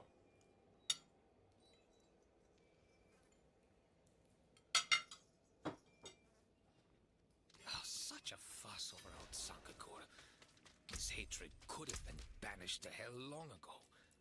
The best the Sakarum could do Oh. is stick it in a box, Not capped anymore. and open it up, purge the corpse, and the Triune's What the fuck did I change that made me not capped?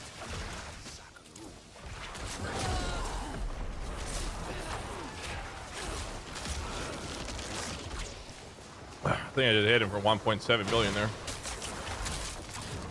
I'm not ready yet. I lack the required essence.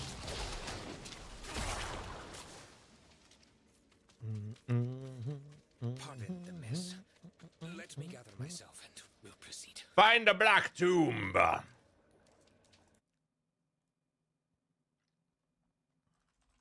Right, we got a podcast in 15 minutes as well. Shit. Be with us.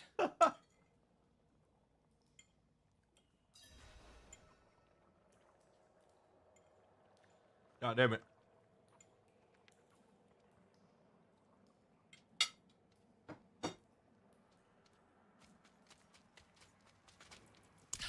All right. Stand back. Okay. Oh.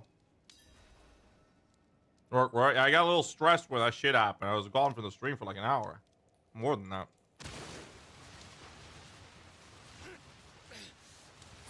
Stubborn bastard!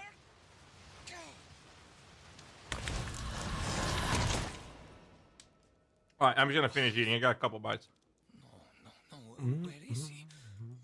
Where is the body?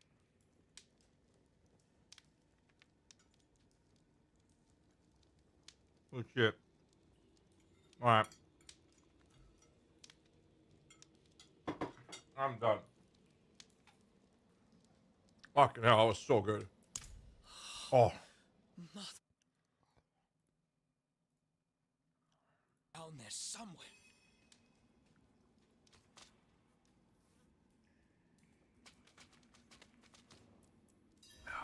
A relic. Blessed.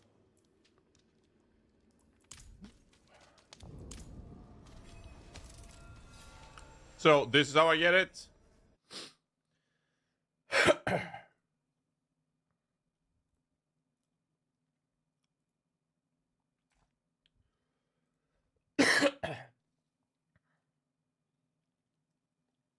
Yo, what up, Gauze Minister?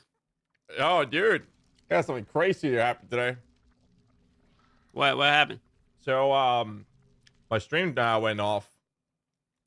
Like 2 hours ago or something. So I had a fire in the house. You had a fire?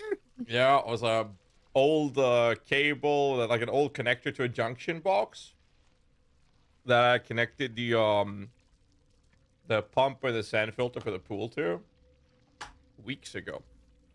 Apparently, that junk box or junction box caught fire in the basement. But that was all just shit, it was just what do you call it, like stone flooring. So there was no problems, but it blacked out the entire house. And I couldn't find it. So I had no idea it happened. So I was there, I got to call a friend and bring some tools over, just measure the fucking power everywhere. Because my the fiber goes in there. So your whole house caught on fire, basically. what I'm Yes. hearing. It burned down, and Yeah, now you're exactly. in a hotel. Yes. I brought the green screen wall though. I saved that one. But I got Well, it how much working, though. damage was there? Freezer's fucked, and the floor is messy, and I have to do some rewiring, which I was gonna do anyways, because it's all very poorly made. So it wasn't It's too bad. salvageable though. Like Yeah, it's yeah. not like, you know, Wasn't too like a bad. major problem. No, it's mostly stuff that I should have done anyways, but Okay. I've been postponing it because I don't want to spend that money. So here we are. Got you. Oh, it's kind of crazy though. Yeah, I mean, a fire in a house is never like a small deal.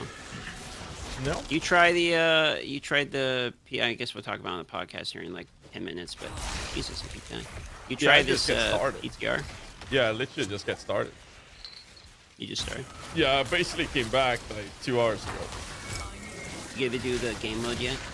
No, I think I'm inside the Black Tomb now. Because I got pretty Okay. annoyed with the tempering manuals weren't there. So I gotta reform them. You get them like you kind of get the manuals just by doing the game mode basically.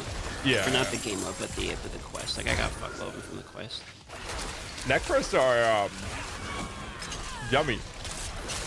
Yeah. Oh yeah. Have you seen the aggressiveness on the minions?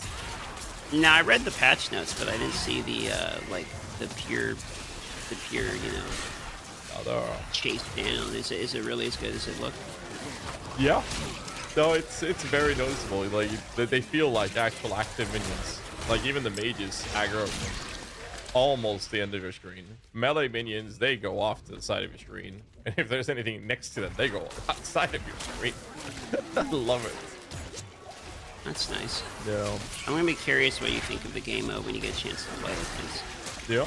I don't know, man. I was bored as fuck. Yeah. Do you find Druid, right? Yeah, playing Druid. Yeah. How's that feel? Druid seems like they got some. Well, Landslide seems like it's better, and I heard the companion Druid's like all right now. And plus, I was looking at the aspects. The companion aspects look like pretty decent. No. That's good. I need more time. Did you're not using any minions, are you? With the Druid? No. Well, I mean, I'm using the creeper, but I don't know how that really counts. Alright. Yeah, I believe the me minions' get- aggressiveness was like across the board, right? For everyone. Well, Druids, so I believe so, but I'm not using the companions right now. So I can really tell you here. I'm gonna start getting the podcast set up here. Yep. Start getting everyone on this. I hope Llama got that I was joking with him. Of course he got it. There's no way that guy took it serious. Right. Seal the things that We confirmed everyone's coming, right? Yeah. did they cut from him? Everybody approved of the time, so I'm assuming so. Right. Got it. We have 8 minutes. Oh, speaking of the devil. Yo, Puck, the ring. What up, Puck? You played Elden Ring? We're just getting set up for the chat here. What up, Puck? How goes the grind? You done the DLC yet? I'm on the last boss. Shush! Faster than me, man. Well, I mean, I literally sped ran like straight there. Like I'm only like +9 in the super snack or whatever. 'Cause I've been Did you straight do, for, like, very, like, Sorry, I gotta lower or increase your sound. Let me get my drink real quick. If this is Tavern Talk, I need some Malibu. Actually, make my spot. I pull out the good shit. Boxes here. Sounds good. Oh, isn't that enough? Yeah, basically.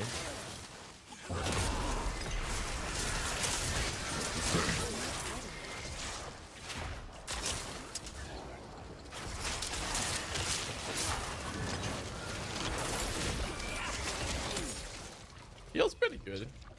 I don't know about the damage though.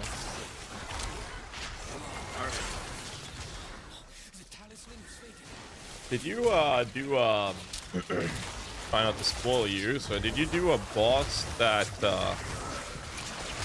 charged you the first thing you encountered it? I mean, that's like half the bosses, bro. Wait, just say what boss is it? It's Pumbaa. Pumbaa. Yeah, if you don't know, then you haven't done it yet. And have fun. Okay, I haven't fought whoever the fuck Pumbaa is. But you know who Pumbaa Unless is. I haven't. What, you're talking about from like... You're talking about from Lion King? Yes. You know, you know. Apparently I don't know. I fought the scorpion chick. Which one Fuck is her, that? by the way. Alright, okay, the Saint Bud. The pig riding douchebag is my current hang-up. Okay, so apparently he's talking about Pumbaa also. Yeah, Pumbaa was atrocious. Fox says, Elden Ring has brought out my inner rage. True, actually. It's so true. Okay, I'm gonna pee since we're starting here in like 5 minutes. Yep. I need more time. And I guess we can call the main chat here in a second. Start getting everyone. Sure. New companions customizable, change the equipment expansion.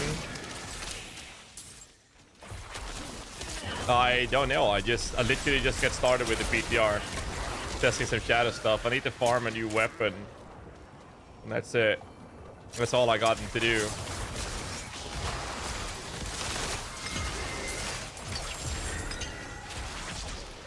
Because I have a power or aspect power that is based around this weapon. I need more time. Okay.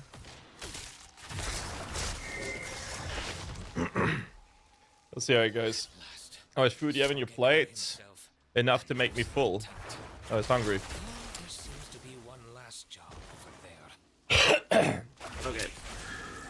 Should we call the main chat and start dragging everyone in? Is that about that time?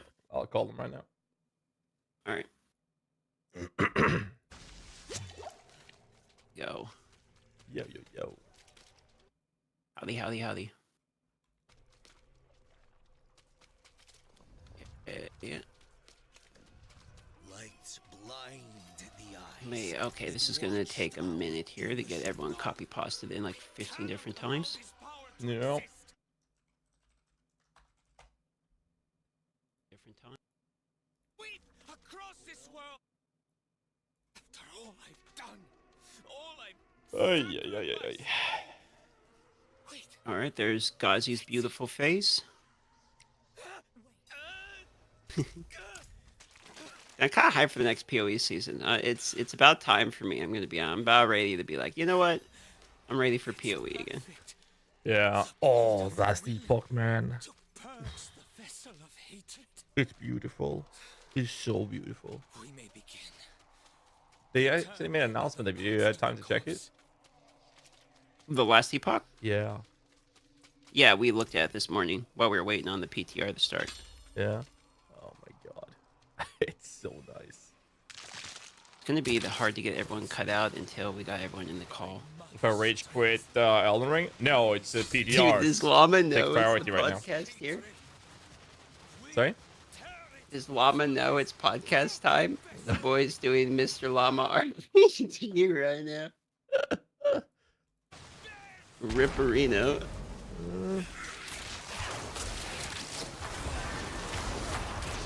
Hopefully. How much? Someone asked how much you invest into Golem in the minion build before it becomes a Golem build. That's a good question. I mean, I guess it has more to do with setting everything up for the golem to smack it down, I guess. That's the main focus. Because it's kind of like the same scaling as Shadow Minions for the most part.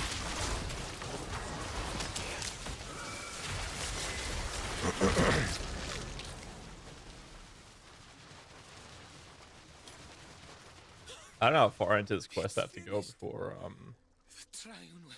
It's if you already went in the tomb, it's not like super crazy farther. You go to the tomb, you do the thing, you do a boss fight, and you're pretty much done there. Oh, I just got to the boss fight, so Yeah, then you're like pretty much right there. alright.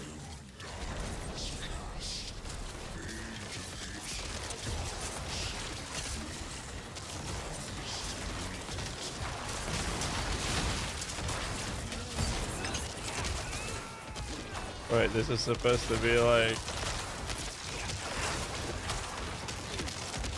Here's the boy. Yo, Yo, yo, Howdy. yo, yo. pretty good. You enjoying your day, dude? Other than raging Elden Ring? I was enjoying my day until I met Milena, whatever the fuck. her Oh name is. shit, you're on Melania. Bro, that boss. I can't just cheese it like I did every other boss in the campaign or the whole game. I can't just casually take a few hits and then fucking bonk her and stagger. Nope. You know, No, you gotta play the game. I had You gotta actually play 54 the game. deaths on her, but Mesmer was my biggest problem. From the DLC. I'm much past 54, and I finished the game with like 135 deaths or 140. Oh, it's way less than I had. Holy shit. Yeah, but now Millennia's racked up half my counter all just by herself. I had bigger Dude, issues with Mesmer. Mesmer was so nasty. I don't Mesmer even was know a if I did that. lot easier than Melania for me. I died to Melania because it took me 12 attempts to beat her with the Mimic. But then I was like, I want to be her legit. So I all that forward after we killed her and redid it again. And it took me like 250 or 280 or something crazy to beat her with that's just what the I feel like katana. is gonna happen to me. Yeah, that's with just the katana. I'm using double sights. That's pretty fun. I got big bonk weapon. Big punk weapon. Yeah, if you want a good clip, someone posted it. Actually, I can post it for you. It's me raging on the boss. I haven't raged it quite a bit. Yeah? Llama but says he's cool. about to join.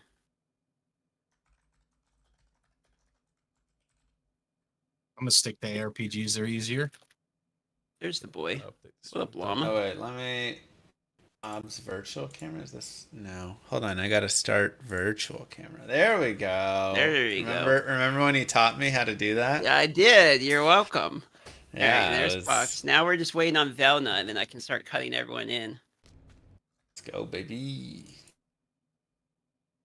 Where's How she goes at? the Mr. Llama RPG? I guess we'll talk about that on the podcast. We'll talk about it on the podcast. There's Yeah, we'll save it, plenty. I guess, for the. plenty to talk about. We confirmed with Velna, right? She's still coming. Yeah. I was ready. Double check their convo. And then I'll cut everyone out because it's going to move the cameras around.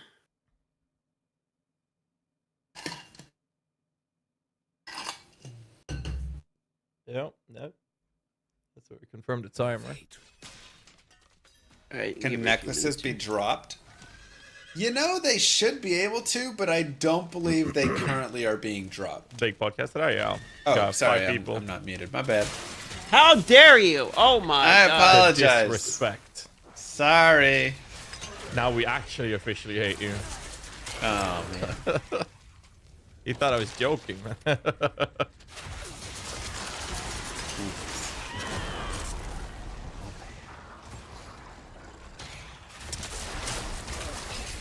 Gotta get this fucking quest done. I need my Yeah, we manuals, see man. GHAZZY on cam. Yep, we're waiting on. I can't cut the rest of the people out until Velna gets here because it's gonna move around the cameras, and then I can cut everyone out and put them on screen. Starting in here just a few minutes. We're just waiting on Velna. Look at that. The blade seems ready to burst. Should we give her like 5 minutes, and if she doesn't come, then I guess we just go. We bounce. It becomes Llama RPG time. That's all. Then it's the interview of the newest, greatest, hippest, most badass ARPG on the market, baby. JRPG, but yeah. Which I'm very excited for since I've been on a JRPG trend. Ooh, You I have. might have to get you. I might have to get your thoughts then. Well, because I played Octopath Traveler 1 like a while ago, Octopath Traveler 2. Classic, They're yeah.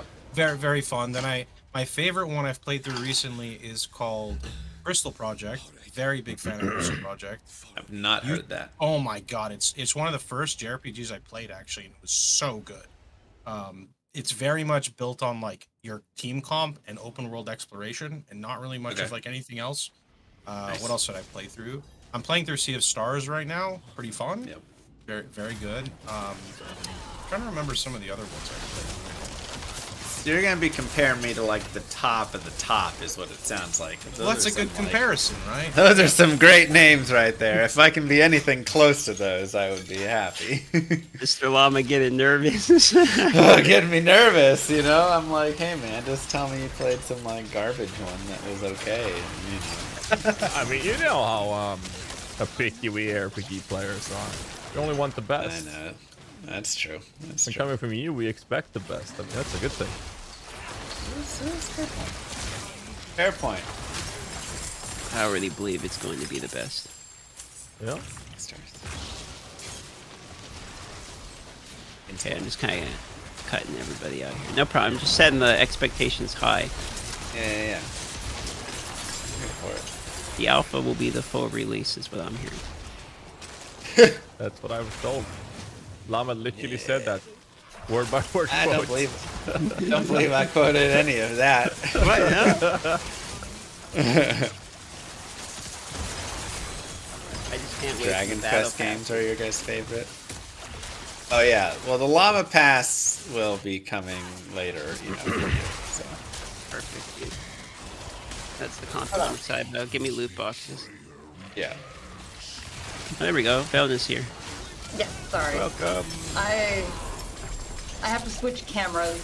My one camera is plugged into a different PC, and I'm like, No Big problem. podcast Take today, your time. boys. Big one. No rush here. So I gotta cut everyone out into the cameras and stuff now. Now that you're in the car, I can do it in a second. So it's gonna take a minute. There's Pox. Pox is on the screen twice. Twice the Pox, double the fall. I fell a lot of times now today. Is Gravity your most deaths so far? No, gravity is like a good. It's like 25% of my deaths going through the game mainly. Most Too of my bad, deaths are actually. actually gravity. Yeah, like so I actually put a counter for bait deaths. You guys, so like I use the rainbow stones a lot because my chat was like the rainbow stone will tell you if it's safe. So I was like, oh okay. So I'd walk around and I'd throw a rainbow stone off a ledge, and if it doesn't crack, then it's safe. So Really? I was like, oh yeah. So then you jump off because it Didn't know says it's that. safe, and then you just slide through the terrain because that doesn't actually exist, and then you just die. So so rainbow stones are supposed to they basically tell you if the fall will kill you. It doesn't tell you if there's like an invisible wall and you can't actually stand. So so I had to have a bait counter. I didn't realize that. Neither did I. So how many deaths are you at? From that specifically. Hold on, let me just open my Oh OBS. yeah, let me see your you're different. are we talking about Elven holes here? Yeah. Yep. Falling is my #1 source of death. The PVM is separate from Millennia. Millennia is all just today. Jeez. I did Okay, so I a think we have Frenzy everyone here. Flame guy today. That's a pretty cool fight. You ready to, you want me to officially start it for your recording, GHAZZY? Sure. Start here? Okay. Alright, ladies and gentlemen, welcome to Tavern Talk episode, let's just call it 69420, because I think we stopped numbering these things like a long time ago. So today we are joined by co-host GHAZZY, the legend of Hair Pox, Velna, and Mr. Llama, who has a special announcement sometime today when we get into it. Ain't that right, Mr. Llama? That's right. Big ol' special one. So thanks all for coming. And you know what? Today we're going to be talking about a few things. We have Diablo 4 Season 5 PTR just hit, like literally just hit. So not everyone's had the chance to actually play it. I played it a little bit. I can talk about that. Elden Ring's obviously the major kind of hype that everyone's playing. It sounds like, has everyone here played Elden Ring? Is that what I'm hearing? Oh yeah. Yeah. Yep. I might. Everyone in Mr. Llama's kind of like, but everyone's Like, sort is of it Diablo 2? You know? Did you say Diablo 2? pretty much the same thing. Pretty much the same Elden thing. 2 Resurrected. There you go. There we go. I'm in on it. You want to start with what topic you want to start with, boys? You want to talk about Elden Ring, or you want to go straight into because I kind of wanted to ask Mr. Llama some questions And should we start with the big, exciting feature of the day while I'm pouring the Tavern Talk drink here? Yo, Are you let's ready just, to unload your information? Let's give Llama the floor. You just Let's want to give Llama dive the right floor. in. You want to dive right in on that puppy, I kind of do. I kind of do. I've been waiting to hear about this. It's been very exciting. Mr. Llama has been working on a project for a long time that has finally seen some air. So why don't you tell us about it, Mr. Llama? All right, sure. We'll dive right in. Why not? So yeah, like basically, I mean, I've always wanted to make a game. And when Diablo 4 came out, I was very disappointed at the launch. I say disappointed. I was underwhelmed. I was fine, but you know, I mean, I think we all knew Diablo 4 at launch. It just didn't scratch a lot of our itches, right? I mean, Darth got like 8 months of D4 bad content out of it, so you know, right? Like, I mean, I think we all kind of did. Worked for a bit, yeah. So I thought, you know, I'll just make my own game and at least give it a try. And so I decided I would go down that path and start really designing and getting into all of this. I actually decided on making a turn-based game because I thought for my first game, an ARPG sounds miserably hard. And so like I'm at least gonna cut that piece out of it just to be a little bit easier, but also because I had a dream of how this combat was going to go. And so I woke up and I wrote down all of the combat, and it's this like 3-turn combat or 3 actions per turn combat with all this countering and all this stuff, and all of that. So all that to be said, this past weekend we had our first alpha launch real early. Congratulations, by the way. That's awesome, dude. How are the servers? Oh, the servers were messy. We had the most hilarious thing. So you remember in Diablo 4 how you like have to load every other player's stash and inventory and all that stuff to like yeah. We kind of had something like that was crashing our servers. Oh no. We had a forever log that was logging every single player's movement on the server for the entire history that they were on the server. And then whenever somebody new would get on the server, it would send all of that history to the new person until eventually the files just got so big that it blew everything up and crashed them. So basically, you learn from the best then. Yeah. So learn from the best. So as soon as we figured it out, I was just like laughing. I was like, man, that's just straight D4 right there. But we've removed that. That's been fixed. And servers are more stable. There's still some stuff we have to figure out. You know, we're going through logs. First public alpha, you run into just the funniest things. Like we have an NPC in the center of town that the first thing you do is go talk to him and he gives you your items. And well, when you have like 400 people that all log on and rush over to him at the same time, they're all stacking on top of each other and on top of him. And then you can't interact with him because there wasn't priority, which we never thought about. And so now you're like only interacting with other players, trying to all interact with him. And then if you're interacting with him or a vendor and somebody interacts with you, then it would lock you in the vendor screen. I mean, again, just all the classic, like, as soon as you get a bunch of people in there, it just blows everything up. Bugs. How many people did you get into the, like, how many people were slamming the server at any given time? I think we had 900 people in total, roughly. I mean, I can look right now. Yeah. Which is great for, I mean, an alpha that is 994 people, 6 away from 1,000, that have popped into the alpha. And all at once, I think we had about 300 to 400, but then the servers kept crashing because all the movement data was sending, and we never could get above that because it just kept blowing it up. But yeah, again, pretty great for an early alpha with not a lot of content. There was also a lot of just really good feedback because, like, once you got past that stuff, the game actually was pretty smooth. It actually worked decently well. Obviously, there's still balance. Obviously, there's still, you know, not a ton of content. There's not all these long quests and things. You just are limited to the first act and stuff. But, like, You get to run around, you get to kill things, you get to see the items and level up and see the skills, and it was everything I could want from like the start. We learned some good lessons.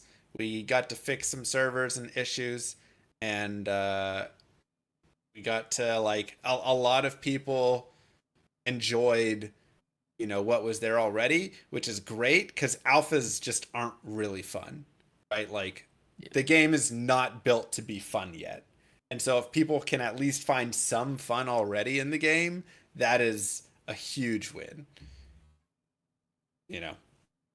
When do all of us get access? Like, when are you sending out the stream? Yeah. The big streamer sponsors. Exactly. When do we get our $50? You promised us at the LA meetup. Hey man, I'm promising $50. That's what I got in my budget right now for each of you. So big money. I think like give it to 1 to 2 more rounds, right? We'll probably have like another alpha round, and then like when we get to like the early beta or even the late alpha-ish, like just when the game gets to a point where it's mildly fun, at least. I mean, again, I think it's mildly fun right now, but like there's 5 to 10 hours of content you guys can at least go through and enjoy, and have a basic story, go through a few of the zones, do a little bit like that. I think that would be like the best time, because right now, again, it's like it's so early, it doesn't, there's just not enough, right? There's not enough content. We just have to get more content out. So for the people that might watch this on GHAZZY's VOD later, the game's name is Llama RPG. It's currently in alpha. You can still wishlist it for the full release, I'm assuming, on Steam, or you can just get access to it now. And is it free to play, or what's the price when on full release? Do you have that information available too? And then let's roll into some PoE 2 talk since we're all there. Yeah. So it's Llama RPG. Farm to Fable is the like full name title. So if you see that, that's the one. It is currently free. Just when the alpha's up, I'll probably take it down soon, but maybe someone pops in and it's still there. But you can wishlist it, all that for free. The game will be $9.99 when it comes out. I think it's worth way more than that, but I'm trying to keep it pretty cheap. And it's not like a pay to win model. You're not going to be able to buy skins in it. There's no llama pass, none of that stuff. Like the idea behind it is to kind of go back to like older monetization model where you're not being hammered for money, and not, I don't want there to be kind of that piece. So the monetization will be you buy the game and then you play the game, and then probably like feature, like donate for feature almost, right? So there'll be like places where you can go, or like one place in the game where you can go and essentially be like, hey, I want you to start working on the llama trading card game, and I'll put up like 5,000 or 10,000 or a goal, whatever it is, on that, and then you can go in and like donate to that feature, and so then when that gets reached, okay, that feature will be the next thing I work on and implement. So probably something like that, but I really am trying to avoid anything that's going to take you out of the game in a way. That's something that I feel is really annoying to me in a lot of games nowadays, is there's a constant like push to buy, somewhere. So it's a hard no on the llama pass? Llama pass is a no unless there's some non-monetized, just fun, silly way we implement it. Or it might be in like a joke quest or something, because games are supposed to be games and fun and silly, so we may just find some dumb way to implement it in some way like that. But yeah, sorry, you're not gonna be able to pay like whatever $30 to get some experience potions or anything. You are a llama. You are. That's so good. Yeah, that's so good. That's already great. We'll leave a link to $30 the game for a hat. Hats are findable. You can't buy them. I'm sorry. Oh, I know. All right. I'm ruining everything for you. I know. Yeah, we'll leave a link for the, Can for the I game in the trade? descriptions. Can I trade a player for a hat? Can you trade a player? Yeah, like if they find a hat, could I buy their hat? Hats are the only thing that you cannot trade in the game. They're like hats are like achievements. He made Hats are that like up on the achievements. spot. Everything else is I believe tradable it. in the game, but hats are achievements it. that cannot be traded. All right, let's move on All to right. PoE 2. Ooh. Let's go. Link in the description below. Let's go to PoE 2. Darth, All right, GHAZZY, and take us on. I'll check my PayPal. Make sure Mr. Llama sent in the payment for that giant 1-hour show, Yeah. Mr. Llama RPG. right, cool. Yeah. And I'll send you so your now, $10. Path of Exile is the one thread that sort of ties us all together, because Pox is obviously the RF god. By the way, rip to Pox. And did you see the interview we did? I got a clip from someone. Yeah, they said GGG just really hates Pox, and then I watched it, and isn't it them just basically saying it's going to be different? I think his exact words were, "We went to purposely make sure that Pox has to redo his entire goddamn website." I think those were technically his words. But yes, he said it was going to be different. They didn't like the way it functioned or something like that. I don't like it either. Great. Fantastic. I think was thinking, its identity is weird. It gives spell multi, but it doesn't scale itself. It's in a strange spot. I was sitting It's in funny. the winner's booth whilst I heard that, playing my necromancer. So. Yeah, GHAZZY's the one that made out the best. Yeah, the specters. My God, the change. It's crazy. Oh, they're beautiful. I was like, that is one of the coolest implementations of like summoning I've seen, is permanent specters that you can force into your like rotation. Is it gonna be too good? Maybe. Seems really strong, doesn't it? I mean, at ExileCon last time, they announced that this Pokemon system, right? You collect them and then you can summon them. So that was announced by, but they kept talking about how to make minion builds more active, and I'm like sitting there in the crowd, being like, how on earth are they gonna make that more active? Like now they're super active till we get the trigger weapons, and now we take away a lot of the work to make it smoother, PoE1 related, right?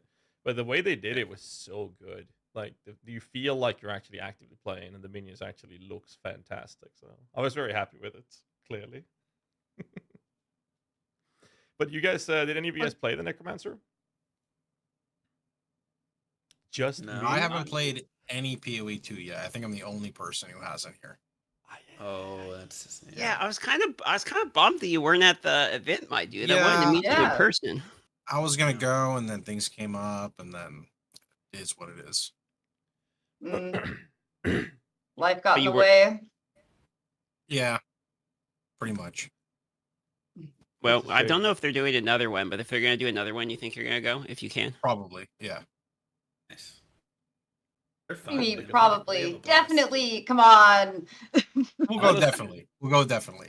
I love to hear that, because I know that they still have a couple classes left, right? The Marauder, the Druid. Well, the Druid was playable at Gamescom last time, not last time, but the previous time, right? It was. Yeah, we weren't able to play it, and we didn't even think about it. No, so we had ExileCon, and then like 3 months after, they did I don't know, GamesCon or PAX or something, where they allowed people to play the Druid, and then we haven't been able to since then. Yeah, maybe it was so. shit. Yeah, because we only saw very small clips of Druid, and that was really playing it. The clips looks cool. Yeah, though. I was really hoping really cool to play it this time around, but they gave us the monk instead, and they slap. They're a slapper. The goddamn bell. I don't use the bell at all. I'm the only non-bell user out of all the monks, I feel. I use the frozen lotus or locust. I don't know, one of them. And I don't know, the lightning spell together. And I was smashing. It was so good. Forget the bell. The bell is old. No, bell is life, man. You just go pop the bell down, and then you and your buddy just slam the bell really fast. It was brokenly good. If you put down that frozen lotus, it backs you up, the enemy hits it, and they freeze themselves, and you're just like, yeah. It does pretty good Do damage too. anything. Yeah, it does Yeah. really good damage. So you put it down, it backs you up, and then it also gives you enough time to go back into a combo as well as they're hitting themselves. It's like, it feels really smooth. Forget the bell. What you guys Bell's think about fast. the fact that we can only have one of each support gem? Because that was the thing that caught me sort of the most off guard when we were doing the second Yes. playtest. I was like, why can I thought I was just being stupid. I'm sitting here, I'm like, why can I not? Like, I'm like hitting the button and it just gave me like a random error. It didn't say like you can only have one. It just was like error, whatever. And I was like, why the fuck can I not like They were make another limiting the support two gem? links, or like how does that work exactly? So how Okay. it would work is if you had like, let's say you made an added lightning damage support gem, okay? You can have one of them and you can put it on one skill. If I have a second lightning skill and I want added lightning damage, I can't put it there. I have to choose which of the support go. You can only have one of each gem. So And it that was that not was, intuitive. was not. No, they was not well explained by the game. Do you think that's like a core thing now, or is It this for is. the playtest? It It's is. on It is. purpose. It's a core thing. It is, yeah. Right, Yeah. yeah, because that makes sense. So they don't want you to commit to just because you have like compared to current PoE, if you're playing a fire build, they don't want you to just use all the best fire supports on X amount of Yes. skills. They want to create like I'll give you an example. With my current build with Righteous Fire, it's a fire build that scales spell, but RF is not scaled up spell, so I can use spell supports on Fire Trap and then stick to like Fire Multi on RF. Not that it would work really exactly like that, but I think that's what they're trying to create is allow different types of play styles.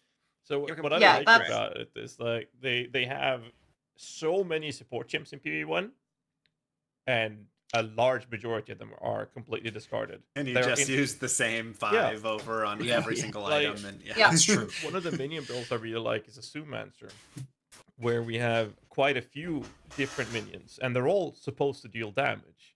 And the result of that is they all use the exact same support gems. There's nothing interesting happening.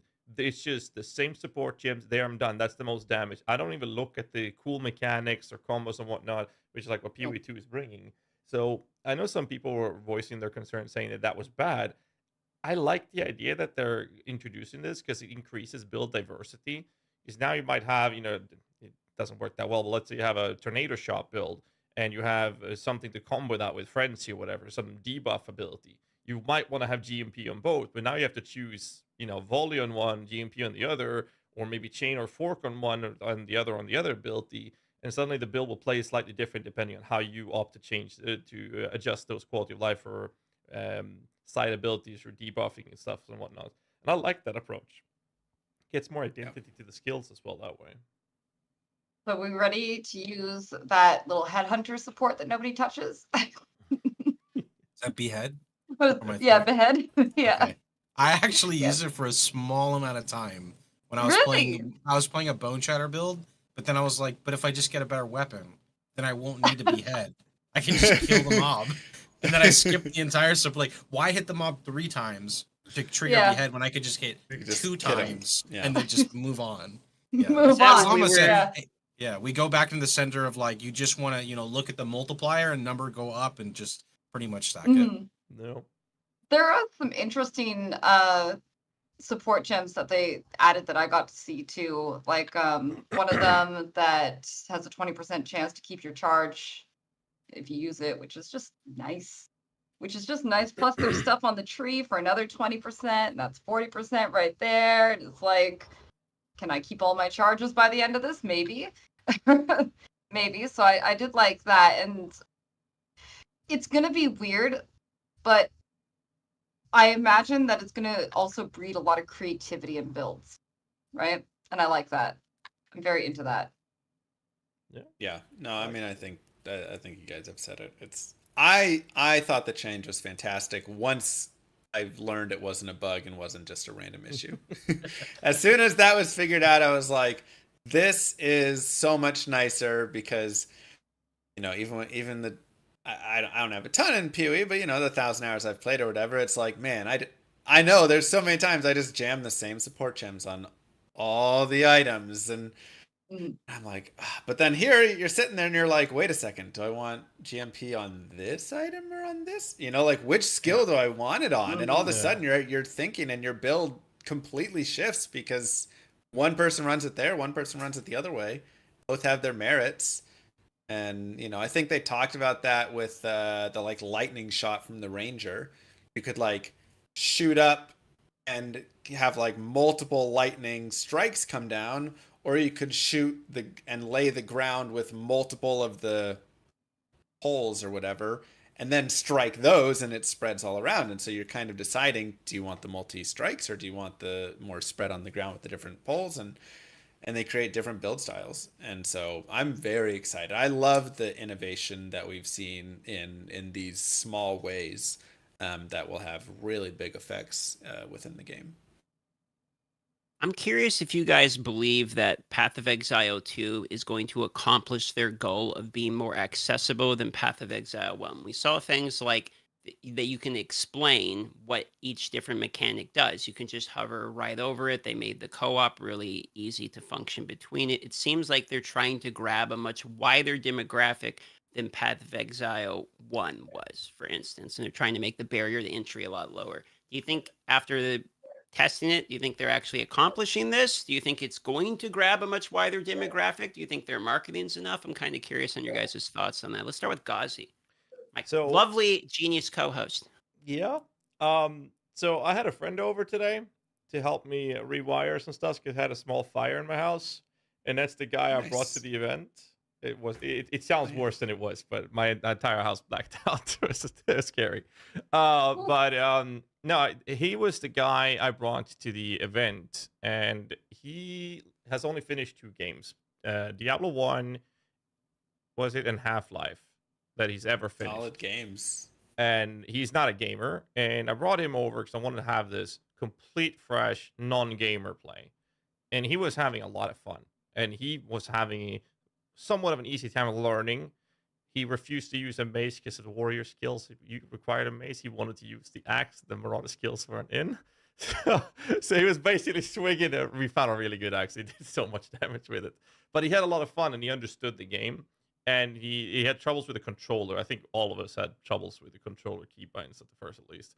But no, he was actually enjoying the game, and that really set the tone for me with how accessible the game is. Because it's very hard for us to play this game as much as we do to put ourselves in the shoes of someone that is that fresh to the game and being introduced to the world of Rayclass. Like, the game is so difficult, so complex, and PoE2 just, it guides you to the point where it provides you with enough information so that the player can make a sound choice for their progression of, you know, both gearing and skill tree, so that you can't really go wrong because you're given the information you needed, even if you're not experienced with it. So I definitely think that they hit the spot with it, with the content we've seen so far, at least. What's your take, Llama? I think both. I think they're definitely trying to go the Diablo 4 route a little, in that they're, you know, going and, I mean, but even adding the co-op and all that, they're trying to really expand and grab this big audience, which is not just the D4 route, but a lot of the more modern ARPGs now are really trying to kind of spread, get the controller support in, get all that. I think in terms of accessibility, you know, I think back to when I played Path of Exile in college, which was the beta, and despite the terrible netcode, it was a lot of fun. And I remember it being a lot simpler, right? As opposed to if you try and jump in now, you're like, what the hell is this, right? Like, you jump in immediately and you're getting all these like shards and things that you have absolutely no clue what to do with forever. And you go through, you know, you play hours in the game and you're like, what am I doing with these things still? I just stash them, I guess. I don't know what they even are meant for. There's a lot of that stuff, right? It's just the accumulation of Path of Exile with 4 seasons a year or whatever, just over and over and over, and everything continuing to stack has been a lot. So PoE2 is a whole reset on all that. They've removed all those pieces, and we're back to that base where it's a lot simpler.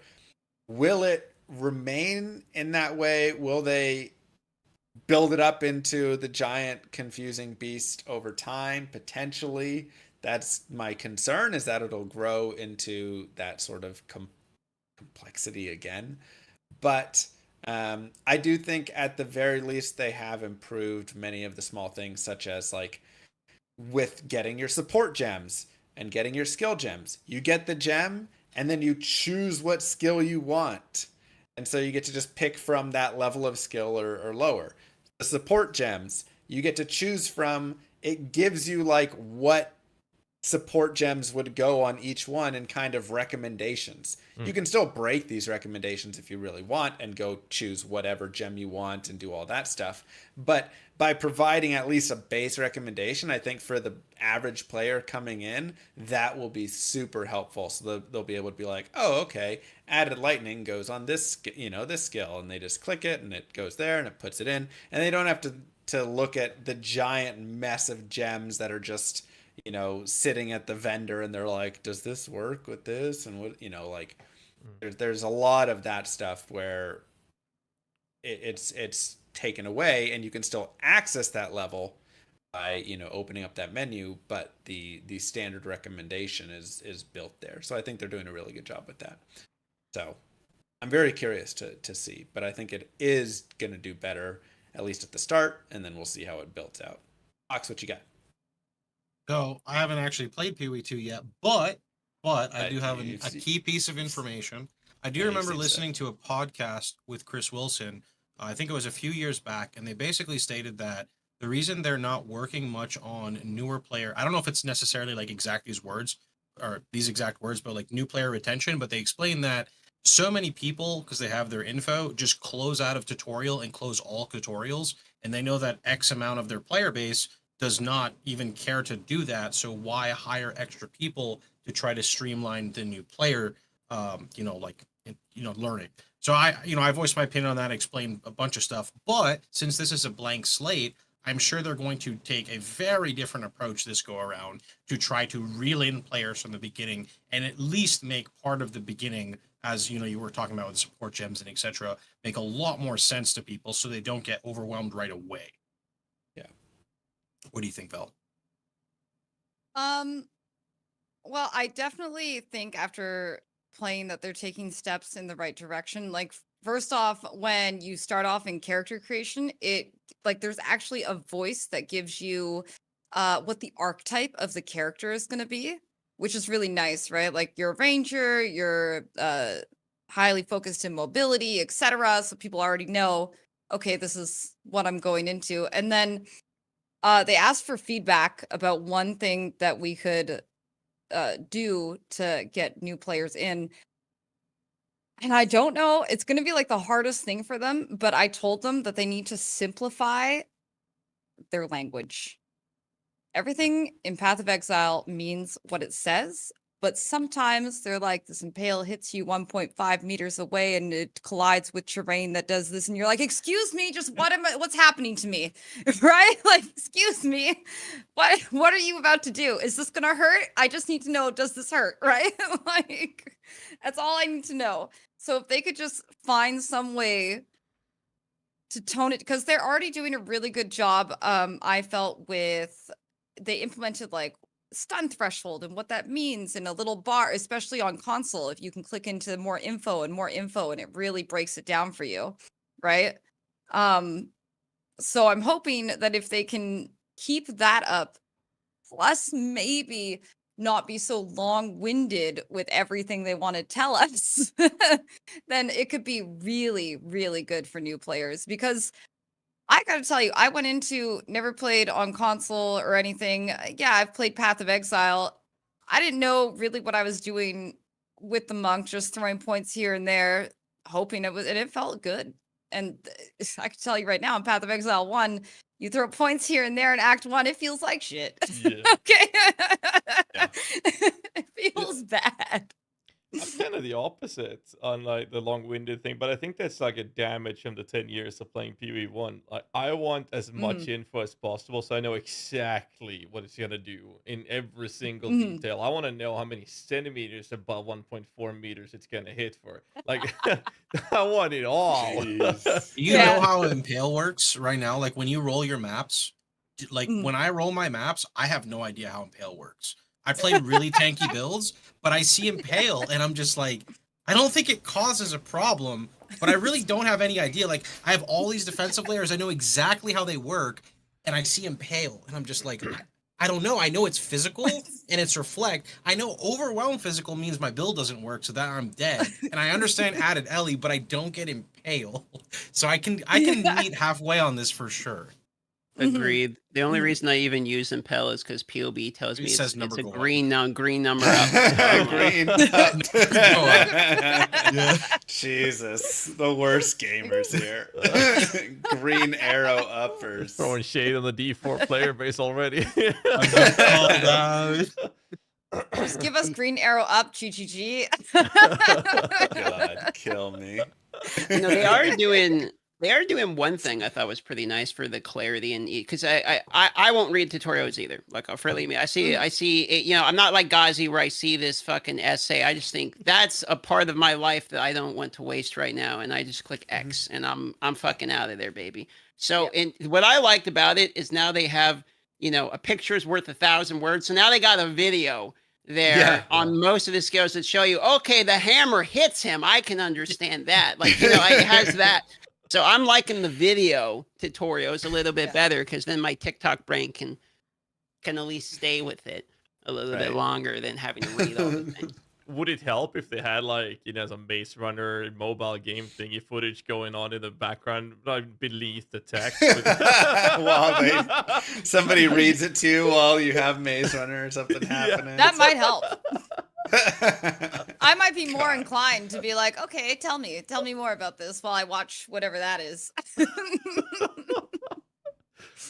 mean, that's how the brains work, right? Yeah.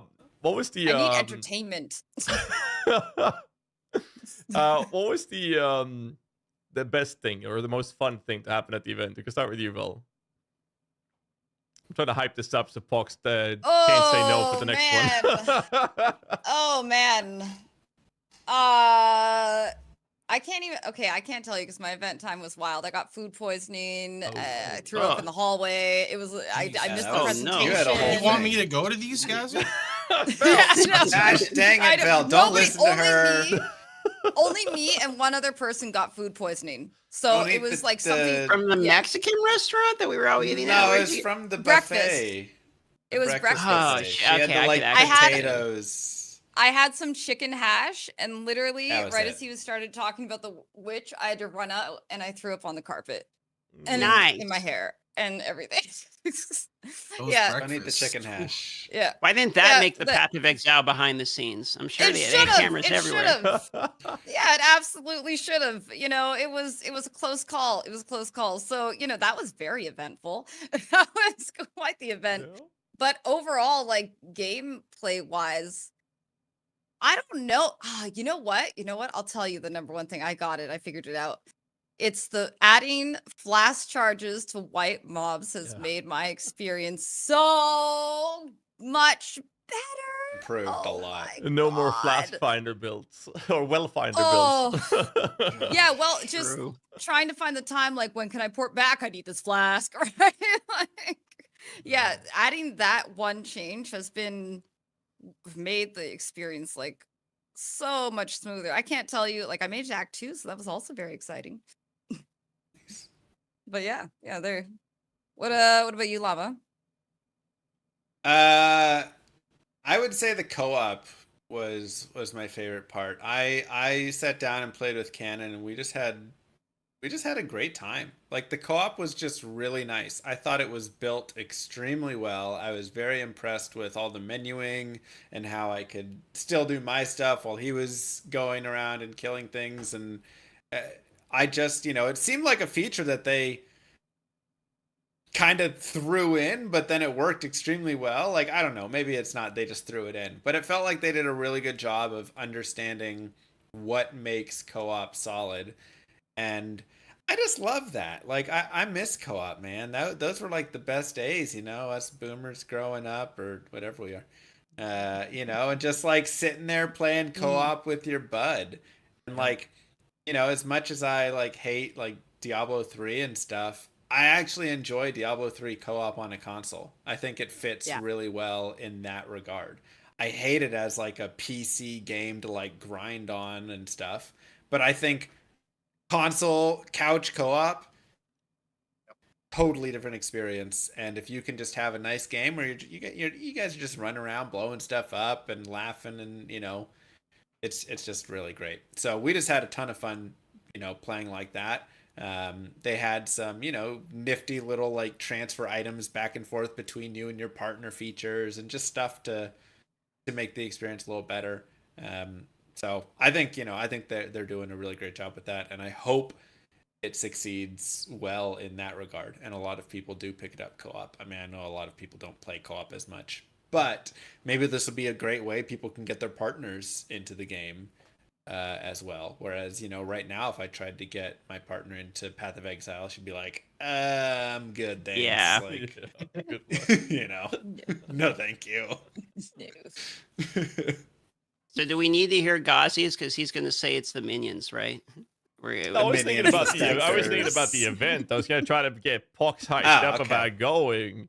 We had a lot of drinks, good food. That's We did. I love meeting up with other streamers. I got to meet DM again, by the way. It's very rare that we get to meet each other because we're all like introvert, or maybe not always, but we're always like locked into our own basements, just sitting there every day. Also halfway across the world, So we never see each other. So it's really fun actually. So I really appreciate that. We X-Lock on a couple of times and doing this a few times now, so it's really nice. What's your take, Mr. DM? Well, you kind of stole mine. Normally, I go to these things because it's meeting people. Like, I would 100% not go if we were like locked in isolation and had just like play test the game and recording it. Like, there's no shot. Like, I'm going for the free ride, the eat the Mexican food, drink the booze, talk some shit, and meet people. Like, I mean, without that, I'm 100% not going. But that aside, and I got to meet my buddy Jay Giggs, who I've known since Raid Shadow Legends mobile game days. I mean, I'm talking, we came up from the mud together, you know what I mean? Wow. So I've known him 5 years, and he flew from Australia to be my co-op partner, because I asked him, like, will you fly my boy up? And they said yes. So I was like, awesome. But outside of that, honestly, it was getting to meet, I always call him Jonathan Roberts, but it's Rogers, actually meeting him in person and talking to him, because we had a chance where we got like a 20-minute separate block of like interviews, and mine was just before his like lunch break or whatever, so he was like just chilling. I didn't record either way. I know some people record theirs. I just wanted to talk to the man. But it gave me kind of a lot more faith in like the development, to be honest, because you talk to the guy over the podcast and you see the cuts and all that, but like you never really get a read of the guys, at least not on the online. I can't really ever get read of people and I meet him in person. And the meeting him, and like he just blew through his lunch to just chat with me. I just kind of talked some shit about games and stuff. And after getting a chance to meet him, I was like, you know what, this game's gonna be fucking awesome. Like that's how I felt about it after getting a chance to chat to him, because it's like he's super passionate about the game. And you would ask him about something, and he immediately was like, "Well, I did it because I had this, and here's like 13 examples as to why like it didn't work in these other games and stuff." And it's like, oh shit, like okay, this guy ain't a front. Like he knows 100% of everything when you ask him any questions. So I was just like, you know what? Fuck yeah. Like, I believe in this dude. I think he's actually going to be making us a banger of a game. So for me, the highlight of the trip was getting to meet the man and being able to feel a lot better about the production side of things. So I'm all in PoE 2 hype, baby. My favorite thing with Jonathan is when you ask him a question he's excited about, and he just starts like speaking faster and faster, and just goes, and he's just running and pumping and all that, and you're like, feed it to me, let's go, just keep going. It's amazing, and that's like you said, that's what you love to hear from devs. Is someone who is passionate about it and thinks of all the different games they've played and where it worked and where they got the idea and why they're changing it. And he fits all that. He's great. So did you guys end up asking him about Endgame? Yeah. Because he told me that they're thinking about making portals like a one-time only. Like you die and that's it. And I don't know how you guys feel about that, but kind of love it and I kind of hate. I'm there's an extreme part of me that's like, yeah, and there's an extreme part that's like, oh god. So I have a take on that, which is like, okay, so if they make the beginning of the game accessible enough to new players, right, which is what they seem to be doing, then the initial learning experience of those players will carry them through to falling in love with the game enough that by the time they get to the end game to experience this, you're not just blasting new players with you die, you fucking suck, get good. Like they don't immediately go to that Elden Ring, which I guess would be the next conversation. You like that segue there of Nice. style of gameplay. It's I think because they're making it more accessible to people and they're teaching you the mechanics along the way, they can probably make the end game a little bit more brutal, I would think. But that's just my initial thought. And they also just did make the game more brutal anyways. True. Like, the game is just harder. It's just a harder game. And it definitely was easier this time around because like some, they changed some things and gave a little bit of buffs in some ways with like I forget. They said they didn't buff a lot, but they made a few changes that like helped improve a lot. But the game still is very hard. Like you still will walk out and you're in like the second or third area and then just like a champion pack jumps on you and you just explode and you're like, "Wait, what? Like how did I die?" So there's still plenty of death and all that. And I think that's something I like and something that they're planning to just continue through with Path of Exile 2 all the way, which is the game is still going to be hard and we're going to just kind of add in these extra harder layers to it and hopefully capture you enough along the way that you fall in love with the game and you're fine with trying over and over again, right? Just like Elden Ring. Yeah, just like Elden Ring. I mean, they're focusing all the priority right now is what Jonathan told me when it comes to the game for the early stage, the campaign. They want to make that as good as possible. So what GDD has done really well from the very start is to have a very centered single painting that they're, doing Bob Ross action on little happy trees and whatnot. And that's the image they want to go for. And then they take progressional steps in the development, it's increment steps towards that picture till they hit it. And then they paint up a new one. Here's the new one, new goal we're going to go for. And then they take the steps towards that, right? And I don't think that they have clearly they don't have a set picture for how the end game is going to look yet. It's still in discussions and the theory crafting stage, if you will, as they're fleshing out the early stage of the game. And that's something that's really good, which seems to be lacking in other games. When it comes to the whole painted picture, and maybe the problem could be that you have too many pictures that different groups or different developer teams, if you will, are striving towards, and the game just gets really spread out thin, if you will. And I feel like GGD has done a very good job in maintaining that focus, which is why I think it all just works very well together. So I'm very excited for it. But the one map, the one portal end game. I mean, I think that for us that played Elden Ring now, it's something we're getting used to. Like we're okay with it now, But before that, I probably would have been more anti the idea of a portal. So that's kind of where I'm at.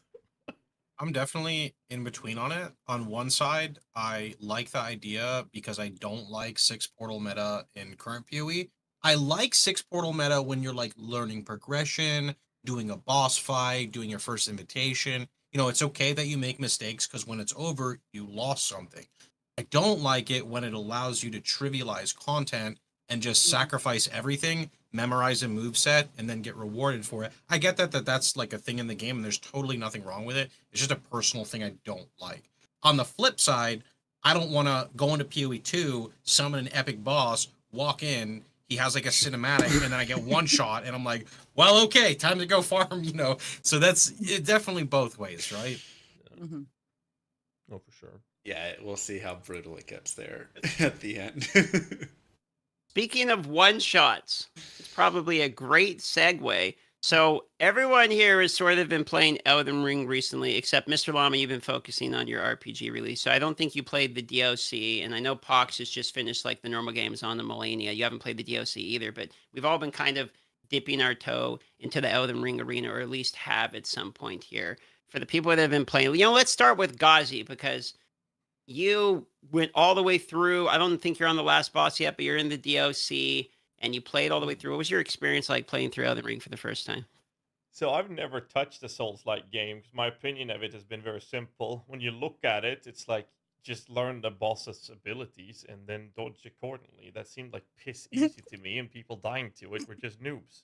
And I spent 2 years in that mindset. And now that I'm playing it, I'm like, the delayed attacks is pissing me off so much. Yeah. Oh my. I bring in the sword, and I'm like, no. You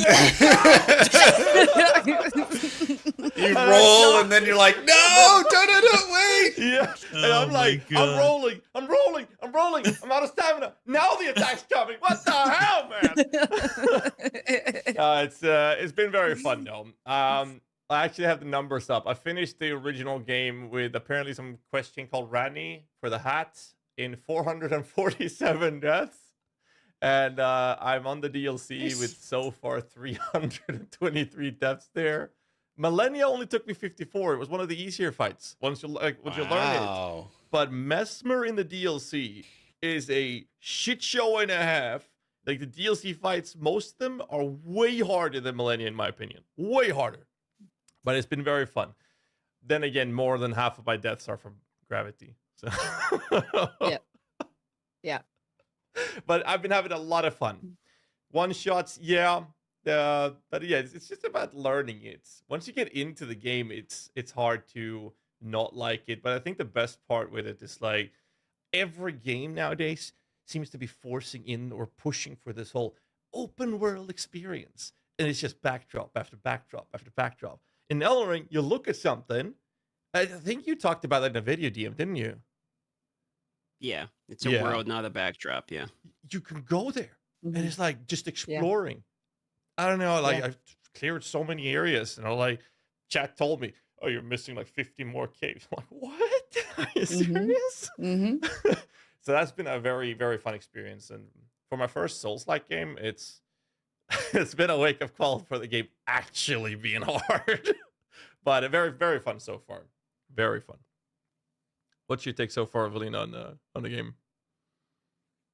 Well, I am a longtime Soulsborne enjoyer.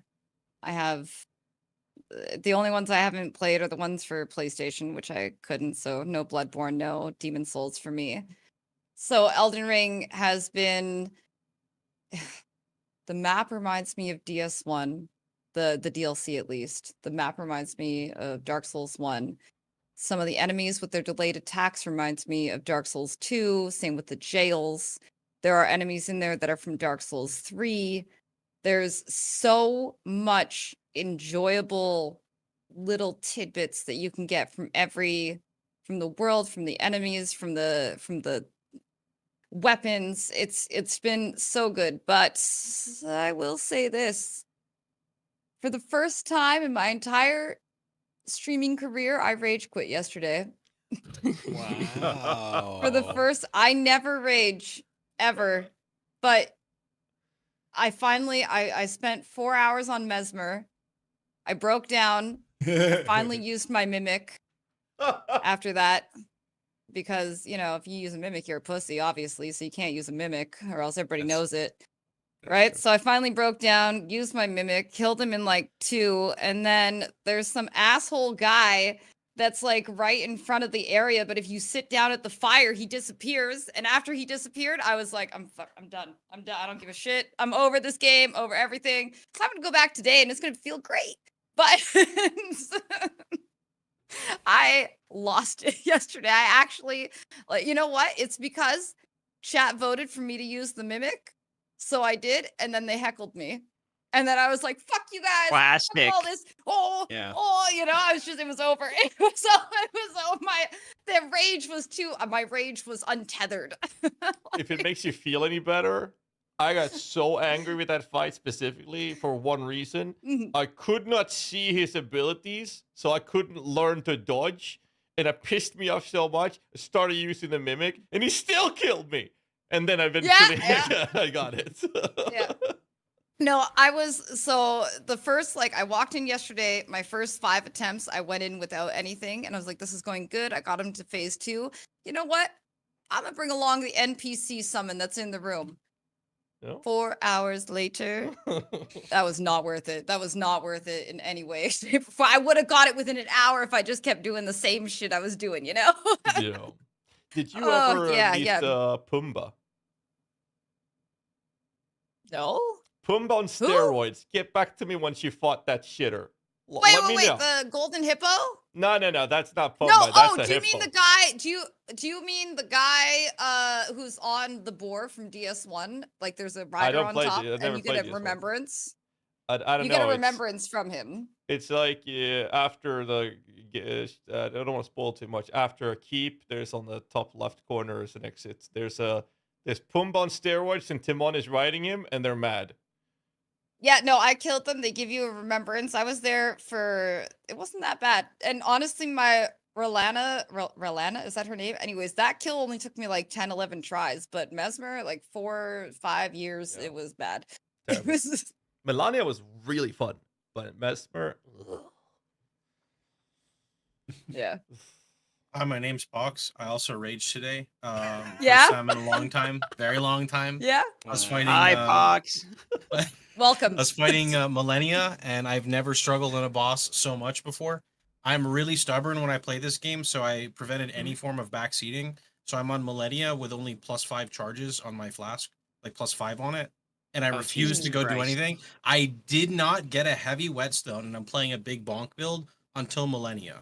So I've been basically default auto attacking the whole way through. I have very few weapon ashes. Yeah, there we go. That do anything. Didn't research anything. So just going with the full experience. Most things I've been able to like brute force very well. Millennia, not the case. No, I ended with about 150 total deaths when I finished the final boss. Millennia just alone is 81, and I almost rage quit today. I took a step away, came back, and then I just did it until the podcast. Still not dead, so gotta wake up tomorrow and kill her. Nice. Yeah, I'm not doing any summons and no consumables because I'm just lazy. So just I know the fight. I just the delayed attacks. It's just so tricky to like maneuver my way around, and then when she does that fucking waterfall, I think people call. I don't know what people call it. Waterfowl, yeah. Yeah, that I blame my chat for 20 of my deaths because they say you can iframe the whole thing, and then after I tried iframing it, they say you can't iframe it in your current role. You have to get past one part, and then I finally learned. I didn't know this that two-handers can block. So I just now realized I could just block. So I mean, she heals a lot. But now I can just block the first part and then dodge roll the other two, and then she only, does a little bit of damage to me. So, yep. But I mean, it's been fun, honestly, intentionally like self-sabotaging, not looking up anything. This actually makes me want. I don't really want to play the DLC content because the further I've gotten in the game, the more frustrated I've gotten. But I do want to experience it again with a new set of something else. So for me, not playing any Souls games, I'd say that's already a win. Being able to re-experience a game is something I don't feel I can get often this day and age. That's true. So true. Yeah. And Llama, sounds like you never kind touched... of. Sorry. Go on, GHAZZY. No, I was going to ask if Llama ever touched any of it, or you never got the Elden Ring at all. I did a few hours. I did like the first boss guy that.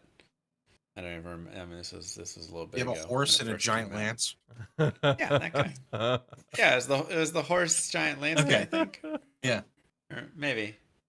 Wait, no, that was the guy out in the field, right? Yeah. The first he guy, you're like smoked me. 5 seconds. Yeah, no, he smoked me. No, I was like, forget that guy. I went on to the one where you could get the summon dude if you wanted. You walk in, and then it's on like just like a narrow rotted path on. that you can that you can fall off of. You can just straight up. He just like knocks you off half the time. Kept doing that. So I went. I beat him, and then did a little extra stuff. And it was fun. Like I say, I it's one of those like I need to just go back and play through it because I really enjoy it. I really enjoy the games. I think they do a great job with them. And yeah, I don't know. I'd like to see, if I get to rage quit point. I've only rage quit once in my entire streaming career, I think, and it was playing Dota 2. That would do it. I streamed just like the tiniest bit of it, and I just got in a game with people just like arguing after like another bad game and flaming and sabotaging and running down middle, and I just got so mad. I was like, I'm done. Like that'd be a good discussion. Stream's over. What makes you rage more, Souls-like games or MOBAs? People make me rage more People- than anything else. People throwing games and being that's just true. poor sports. That's so much worse than anything. There's nothing you can do throw about at me that. with. You can't just Exactly. there's literally nothing You can't get good at this No. person's awful personality or whatever. Like So before I started streaming, I played for a team called GPG in Dota 2, like an amateur league. So I played. It's Nice. like me and I think Karn from the PoE streamers that played Dota professionally, if you will, or MOBA. I'm not sure if there's any league players there. So like for me, when it comes to MOBA, it's just like I get to the point where now I'm mad, but the problem is it's projection mad. So you start like this is because of that problem or that person, but you don't see your own mistakes. And if you just focus on yourself and do the game properly, you can still turn things around, but you need to do it well. But as soon as you get mad, that stops. Like it's thrown out the window. It's the carry's fault. I saw him miss the last hit on the range creep. I just sacrificed 20% HP for him to get it. What are you doing? So, but the Dark Souls games for me at least are way more rage inducing than MOBAs. But I guess it depends on the experience you have with the game. If you're not a MOBA gamer originally, then MOBAs will See, I got lucky. Blacken your heart. I got lucky because I played the glory days of MOBAs. So it was before League of Legends was popular. Han was rising, and people didn't know about wards yet. I played Warcraft 3 Dota for 5 years. I play Warcraft 3 like Llama plays D2, basically. So I play all the custom games on there like crazy 24/7. And then when I finally, I took a break and I went to like League of Legends and stuff. Their party. Yeah, exactly. But and everyone's like, the whole map is warded 24/7. I'm just like, wow, it's not fun anymore. Like, what is this? Everything has to be warded. My God. So, got lucky. True. Those were For the good me, days. in Dark Souls, it's always my fault. So I can't get mad Yeah, because I'm the exactly. failure. I'm the failure. It's me who's made. There's very rarely a time where it's a bug or it's a combo that was impossible to get out of. Like most of the time, it's just your own failing. But what if I told you I haven't really played any League or any of that? So I don't know. You're smart. I just stay get away. annoyed with people. Yeah, you're good. period. Don't do it. Yeah. Don't do it. Just There's stay nothing to away. feel sorry about. Well, I'll say, my experience as an MMO player, I hate people, so I get it. I feel you. Then stay away, my child. Yeah. Whoever doesn't Stay heal the away. tank, same thing. Yep. No, I am the healer, so I have to deal with the shit ass DPS just going in, taking damage where they shouldn't, and not using their stupid abilities. Yeah. DPS not CCing, same thing. No problem. Yeah. There's a clip of Asmongold saying GHAZZY sucks big dick. And he's we had Nice. a sound alert on my stream. He was watching the highlight clips of hardcore rips in World of Warcraft. And there's this rogue named GHAZZY, my name with a different spelling, who didn't kick the mana burn, and half the group is whites. But that got me thinking of the F that DPS rogue. not using their abilities. Yeah. Oh, yeah. Oh man, good times. On another note, when it comes back to the ARPGs, there's two things happening. One right now, which is the for PTR for season 5, and then the other one is 9th of July is the release of 1.1 Last Epoch, who had an announcement earlier today, right? I believe it was, yes. Yeah, they just launched it. Yeah. Yeah, so let's start with Last Epoch before we occupy the rest of this with D4, I guess. DM, you watched the announcement, you read it. What's your take? The so trailer, far? I poked through it. Yeah, It looks pretty fun. I mean, the pinnacle boss is the thing I care the most about. I think another cool mechanic of like another crafting thing, cool, something to do. The Nemesis is sort of like the first sort of league mechanic is sort of what it looks like. It's their first iteration of like a mapping league mechanic, which in my opinion, Last Epoch needs pretty badly because I got bored of the Last Epoch. It seemed like faster than most people. I did I think it was maybe 2 weeks of the launch, and then I rotated out of the category like a lot sooner than most people sat in there for a while. But I was just like, you know what? The game's cool, but like I'm not going to farm corruption.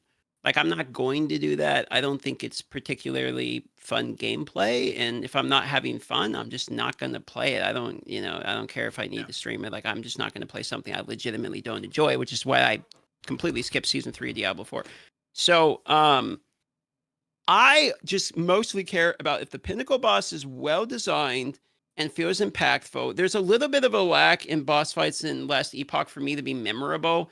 Like, the most arguable we could say for memory or memorable boss fight is maybe the giant crab dude. He like smacks down with his claws, right? And even then, I don't remember. With the Yeah, laser? yeah. Yeah, okay, Lagon. Yeah, maybe he's the most memorable.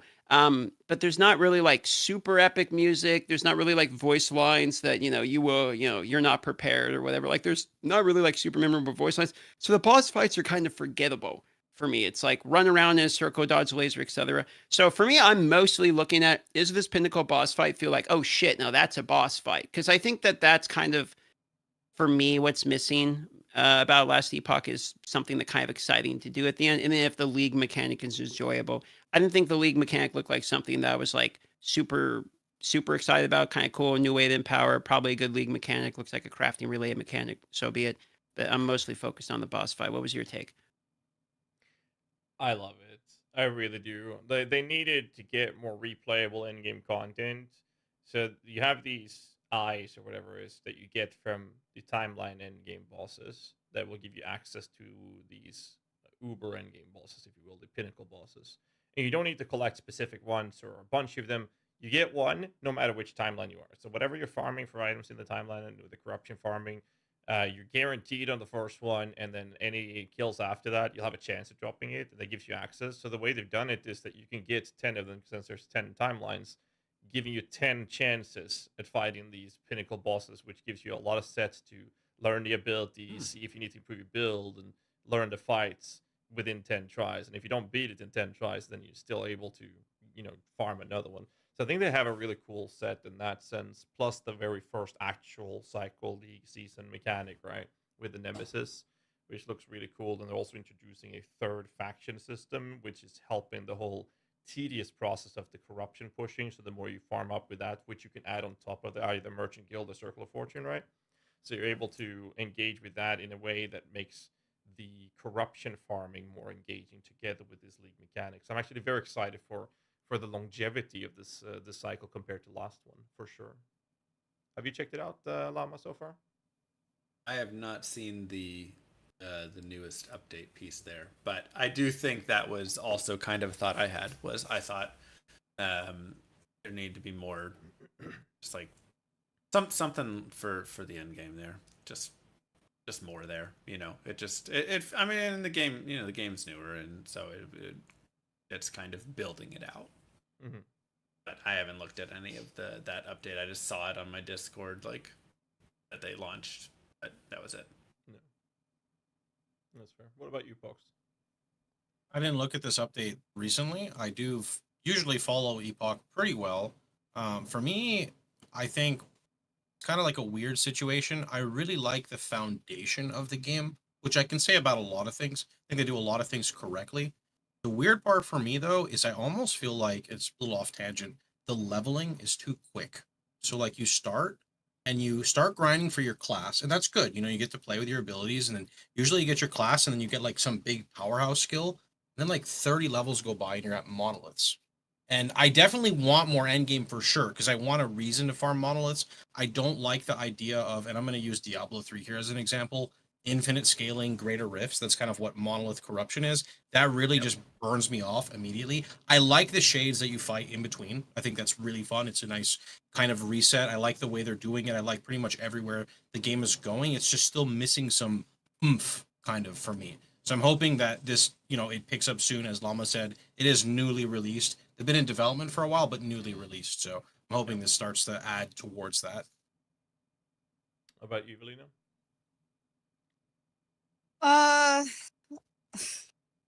So I'm gonna be honest. It wasn't until maybe the last patch that I had another good look at Last Epoch.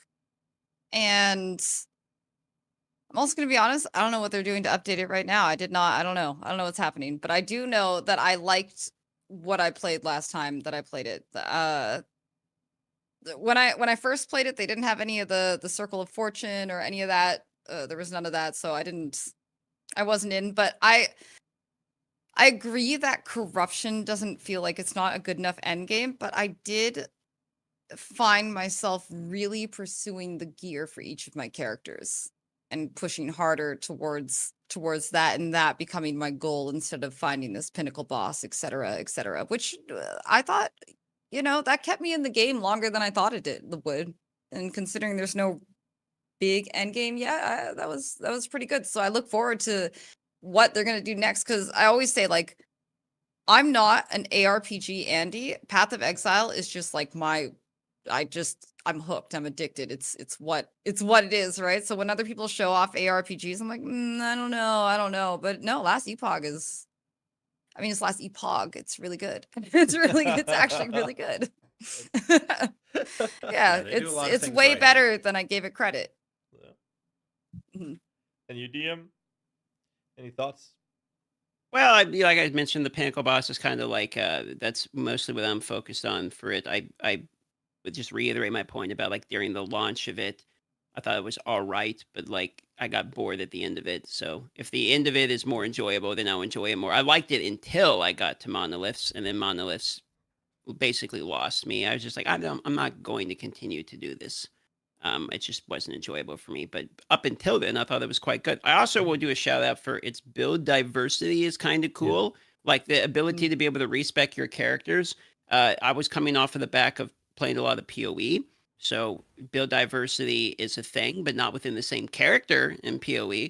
So because of that, I could just have one paladin and, like, I'm going to try this, and then easily respec, and I'll try this. And I did like that. The Last Epoch was pretty accessible. So that gave me a little bit more time in the game than otherwise I would have played. I think if you couldn't respec or anything like that, the game would have been over pretty quickly for me.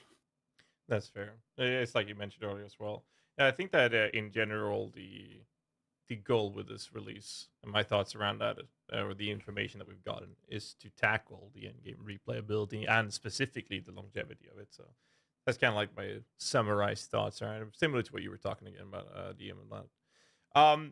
Moving on from Last Epoch, however, launched 9th of July, by the way. Today we had a release for Diablo 4 PTR for Season 5.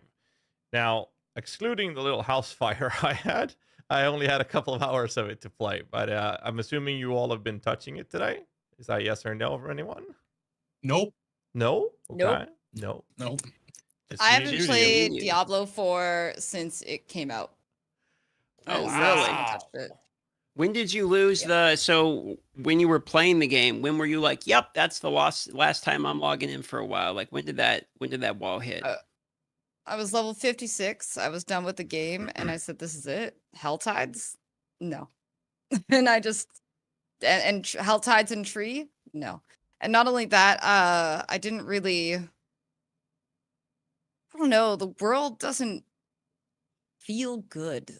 Like, that's the only way I can describe it, is the world doesn't feel engaging, or there's something, it feels kind of lifeless. So it feels like there's no point to doing these endless Helltides or whatever to that effect. So I haven't played. To be fair though, it came out, I had a car accident, I was heavily concussed, so I wasn't giving anything the best review at the time. But I just haven't went back. I remember you telling me about that. That was crazy. I feel like the Season 4 was the best they've ever had. Like, it feels like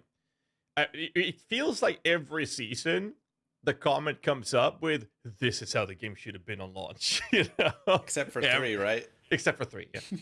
Not that one. 3 and 1 were kind of mid. And 2 people was whoever's working on the 2 and 4, 6, the even numbers, they've got they're better, right, with it. I have a very different take, I think, on Diablo 4, and it's definitely more of maybe a controversial opinion.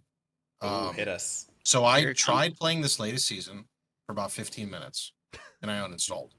Now, before I continue anything, I know the whole point of the season was to like redo like affixes, mainly scale towards like mid and late game, so I didn't get into the juice of the season.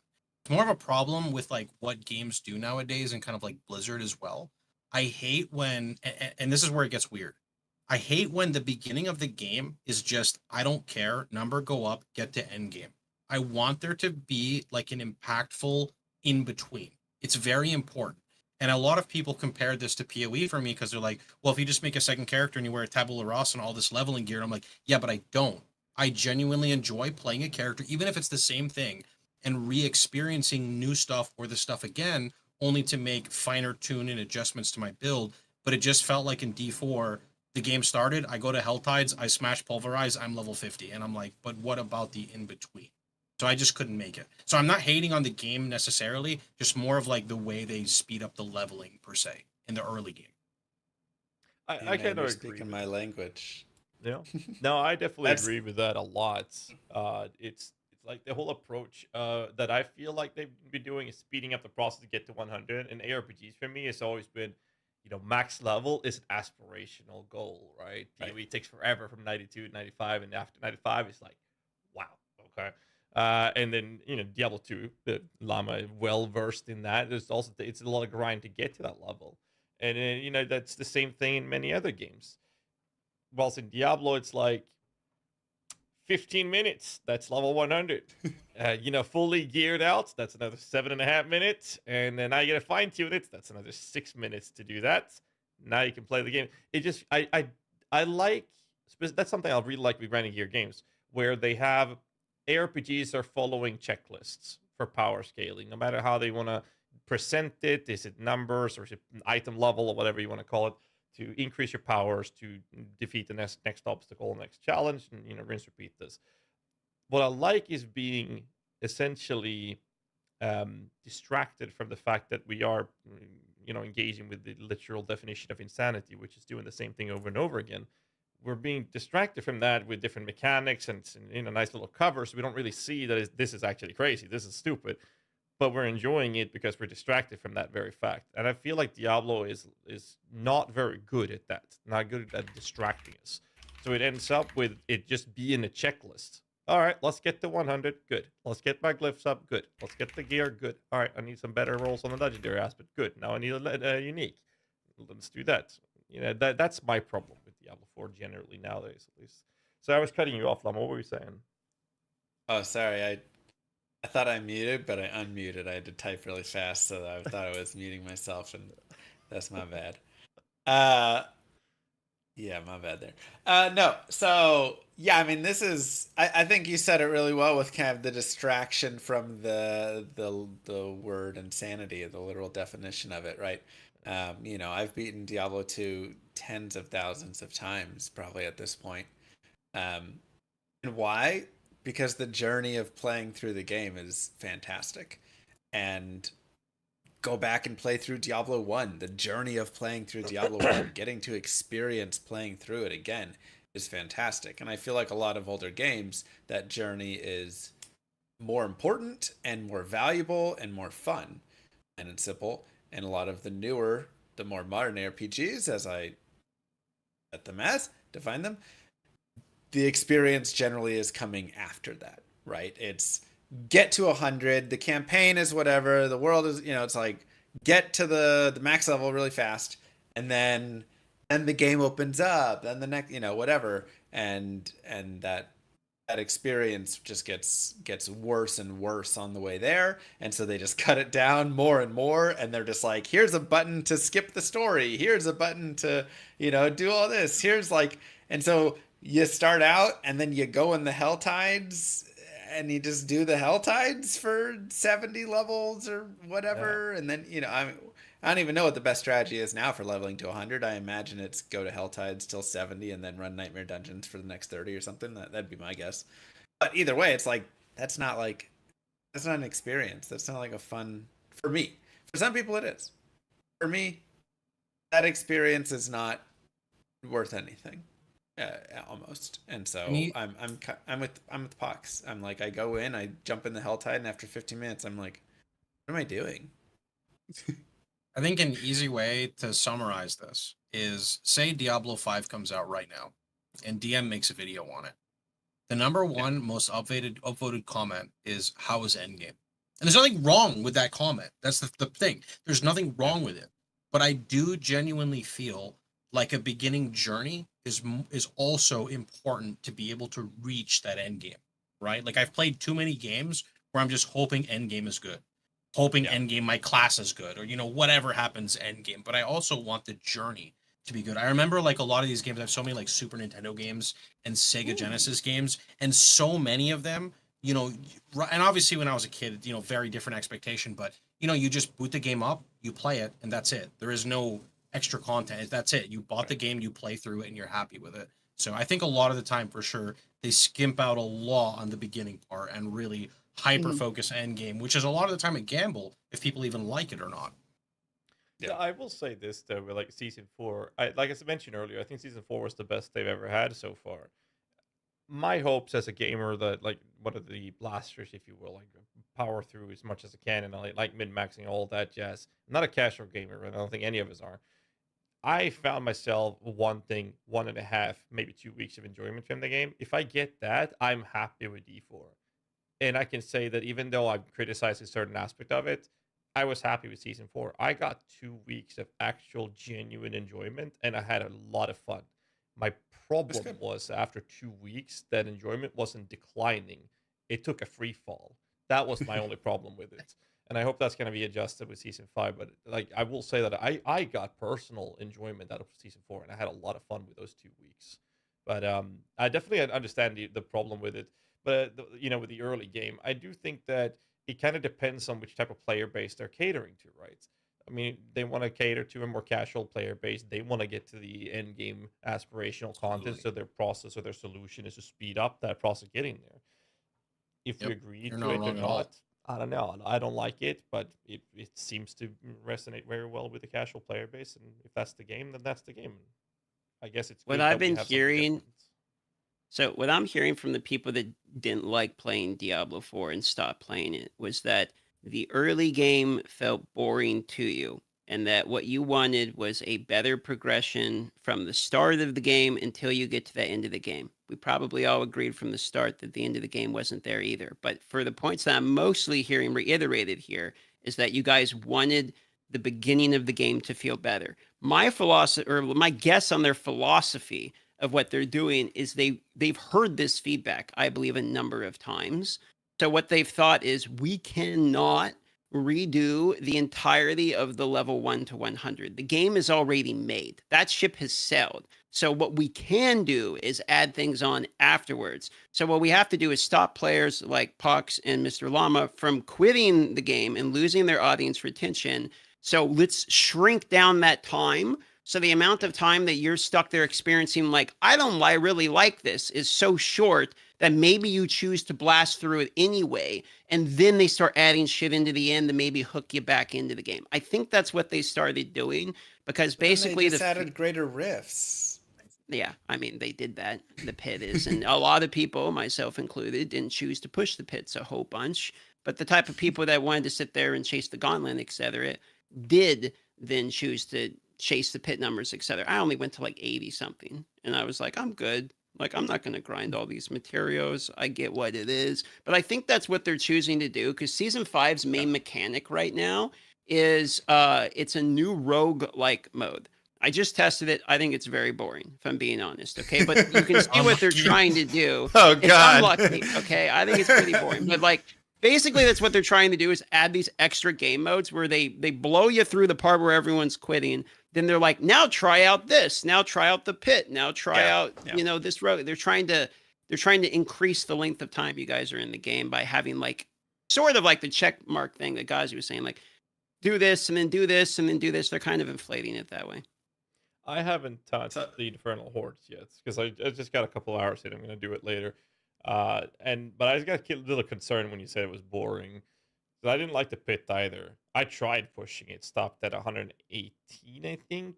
But the problem was that the only thing I could do to go further was bug abuse Holy Bolt Elixir. And that's one of the things that made me hit that free fall situation 2 weeks in. But I definitely see what you're saying with introducing more game modes. Like we talked about earlier, or mentioned, with the idea of being distracted from doing the same thing over and over again. When you have a plethora of options of content to engage with, you don't really notice that you're doing the same thing over and over again.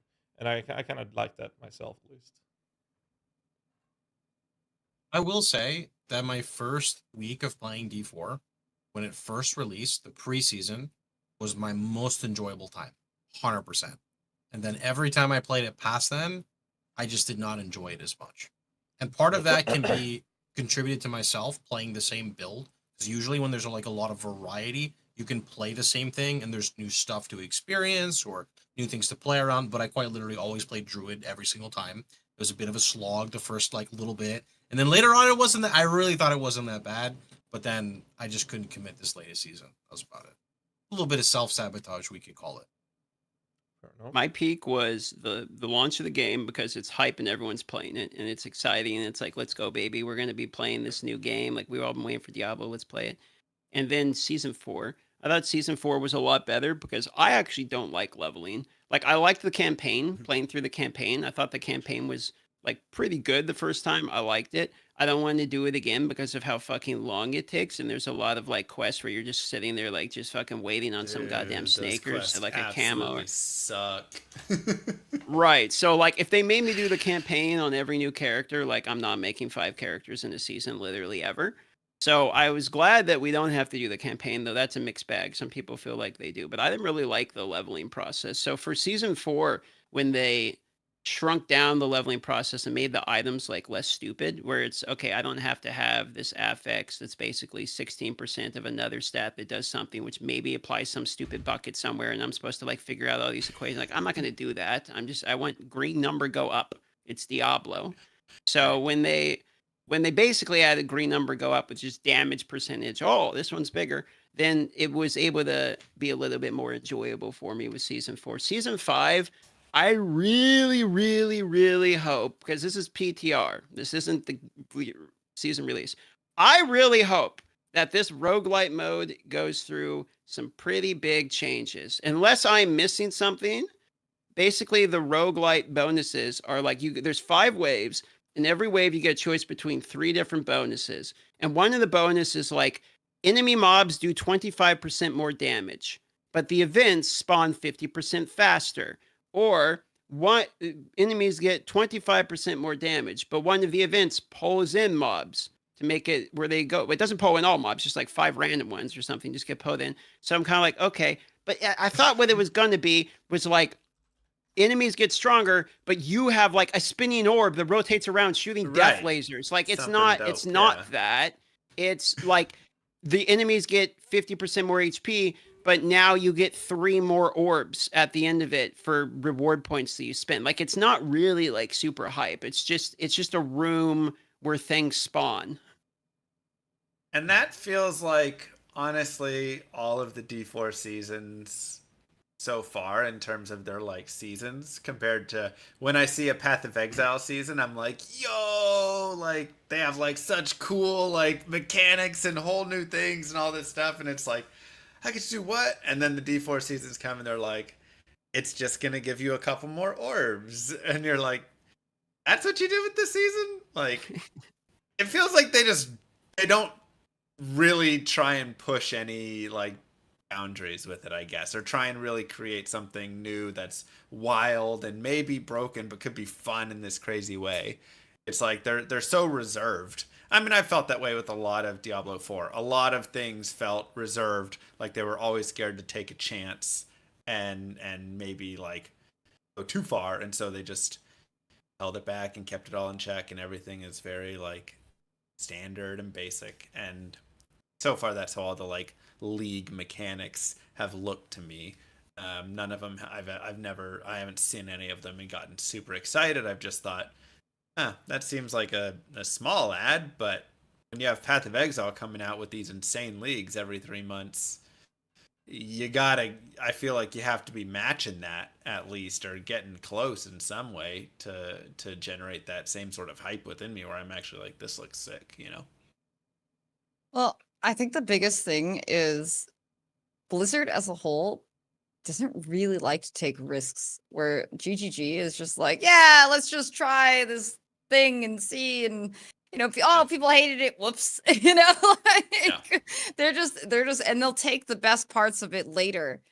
and try to implement it into the game. Like, oh, people did really like this part, right? So I just noticed that's something GGG has always been willing to just throw out a gamble on a league and hope it pays off, right? And sometimes it pays off big, and then sometimes you got like Calandra, which I like. Or even this last league, fun. like wasn't Necropolis League literally the Oh, least? it's worse. It's the actual least audience Yeah. retention ever. I know they kind of saved it at the end, but like it was No, it's pretty such a bad. mess. It has so many different problems in it, which just compounds it to be the worst league, right? Like the Worst is big 217s words. I mean, Wasn't you've been there through statistically 315 worse? and 319. I'm just saying. I've been there That's a through. good question. No, the worst league, 100%, hands down. You cannot take it away from me. It's Talisman League. Okay, you can't at me. I played that shit. It was the most garbagest league that ever existed. The fact that talismans are still in the game is the most mind-blowing nonsense league thing to still be in the game. I don't care that I can get quant on my necklace. All right, I don't want this garbage to drop on the ground anymore. Did you use a talisman in Talisman League? And that's a really random question. Oh yeah, I did Okay. at the time. I like Yeah. Talisman, but I liked it back then. I don't care for it now, if that makes Yeah. sense. Like back then it fit. Wait, I logged into my character. the league and itself? I don't really remember the league. Didn't we? How do we? Okay, maybe not the league. Maybe I just liked the talismans. I forgot. You Let had to me- like 5-1 them constantly or something. Yeah, so really dumb. Okay, not 4 that ranks part. of talismans, 4 ranks of talismans, 5 T1s to make 1 T2, 5 T2s make T3, 5 Okay, yeah, to make no, I that don't 1 think so. T4. Not only that, to get Rigwald, you had to spawn the talisman little circle didn't always spawn in your map, so we always used to just go and redo ledge until Oh. it came up in a ledge. It was so nonsense. I have a deep hatred for talisman. Yeah. Sounds like I'm lucky I wasn't around for that one. Oh, Oh, there's a lot yeah. of disliked leagues. There's Well, been I a lot mean, of there is- failures, but a lot of good success leagues as well, like that Lot of really hit the success. spots. But I mean, Here's a random one. Hmm? Rampage. You just run fast, bro. oh, but that's like That 10 was like years one of ago. the first leagues, wasn't it? Yeah, It was. yeah. It was. But Yeah. that's It was. They were kind of just funny though. trying like, it, you know? That's when they were building this idea and started bulking up the content. Exactly. They were in the starting pits, you know. Yeah. And Diablo 4 has had many years of experience with Diablo 3, and much more, a much bigger company behind it. But like I've talked about this before, and what I usually say is that it would be fun to see them say, "Hey, we're gonna invest a lot of money and a lot of time and dev time in this, and make do these things and make it bigger and better." But that's going to be a lot of investment. So the problem with a company of that size is that if they were to pitch that to say we're going to do this, we're going to see a lot of investment, a lot of money lost for the next 2 quarters, but the third quarter or fourth quarter it's going to explode. The shareholders would literally sue them. So it will never happen. Yeah. It would Yeah. literally be the Short-term case. gains. So They're like, because, no, we the- need. yeah, it's more important what the dollar value of the company is for the next quarter than it is for on the fourth quarter. And that's kind of putting them in this situation where they have to cater to the 99% player base because that's where the players are. And that's also really funny because a lot of people say, "Oh, Diablo 4 is dead" and whatnot, but they have more concurrent players playing, not Steam, of course. It's a very small fraction on the last week of a season than Path of Exile or any other RPG that we play has on their launch day because of the casual players. There's so many people casual playing. players, man. I mean, D4, you log in, you're ready to go blast. D4 or PoE, you're a casual player. You come back from work, you log in, you open up a map, you get one shot. It says resurrect. So, like from that perspective, it feels good about them. They're smashing through hordes of monsters. They don't need a Wikipedia. They're not following a path of building. They're just, they're just smashing mobs, right? And at the end of the day, most people are playing RPGs to kill mob, number go up. I feel better about myself and move on. No. And that's why I said I think Diablo 4 is not a bad game, but I think it's just not my game. It's You marketed know. differently. It's Your marketed game is to the Llama other player. RPG. My game's Wish Llama list. RPG. Yeah. Get it on Steam. That's right. That's right. Wish list now. Link Now in chat. available. description. Very poor. So the PTR. All right, well, Sorry, go ahead. Now go on, GHAZZY. No, the PTR so far just launched today. It's gonna be fun to see if, go through the feeling of season 5 from in the coming days and see how it feels. I want to try out the Infernal Horde, see if I agree with you there, and then obviously provide feedback, and we'll see what the end result is with the changes coming in when all things come to an end, right? And the release is actually coming around the corner. It's gonna be fun to see what the actual end result will be, because it's PTR. It's there for a reason, and hopefully that'll be providing them enough feedback and they have enough time to adjust things accordingly, so that the game can cater to not just the 99% player base, but also I guess streamers, but like the blasters, if you will. That's kind of what I want, the balance between the two. Well, I think that pretty much wraps up all the topics that we have here. So to close it out, let's do this. I want to ask all of you guys your favorite game of all time, and it cannot be Path of Exile, Diablo 2. It can't be Mr. Llama RPG. You got to have your favorite game of all time. And I will start, and I won't even do RuneScape because that's the one I always pull out. All right, I'm going to say Subnautica for this one. Wow. Because for me, if I had to recommend one game to somebody to play, I actually think it would be Subnautica, because I think it's the safest pick for anyone. Like, no matter what game they like, to probably enjoy it. So I'd start with Subnautica. Let's go to GHAZZY, then Pox, then Vel, then Mr. Llama. Wow. Jesus. On the spot. On the spot. I mean, I got 3 games in mind. Did you just pick WoW? Is that what I heard? No. Yeah.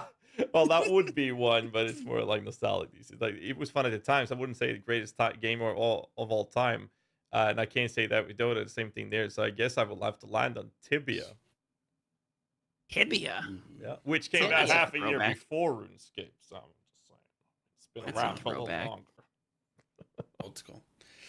I mean, I can't say D2, which is the obvious. I feel like I can't say StarCraft because that's also in my name.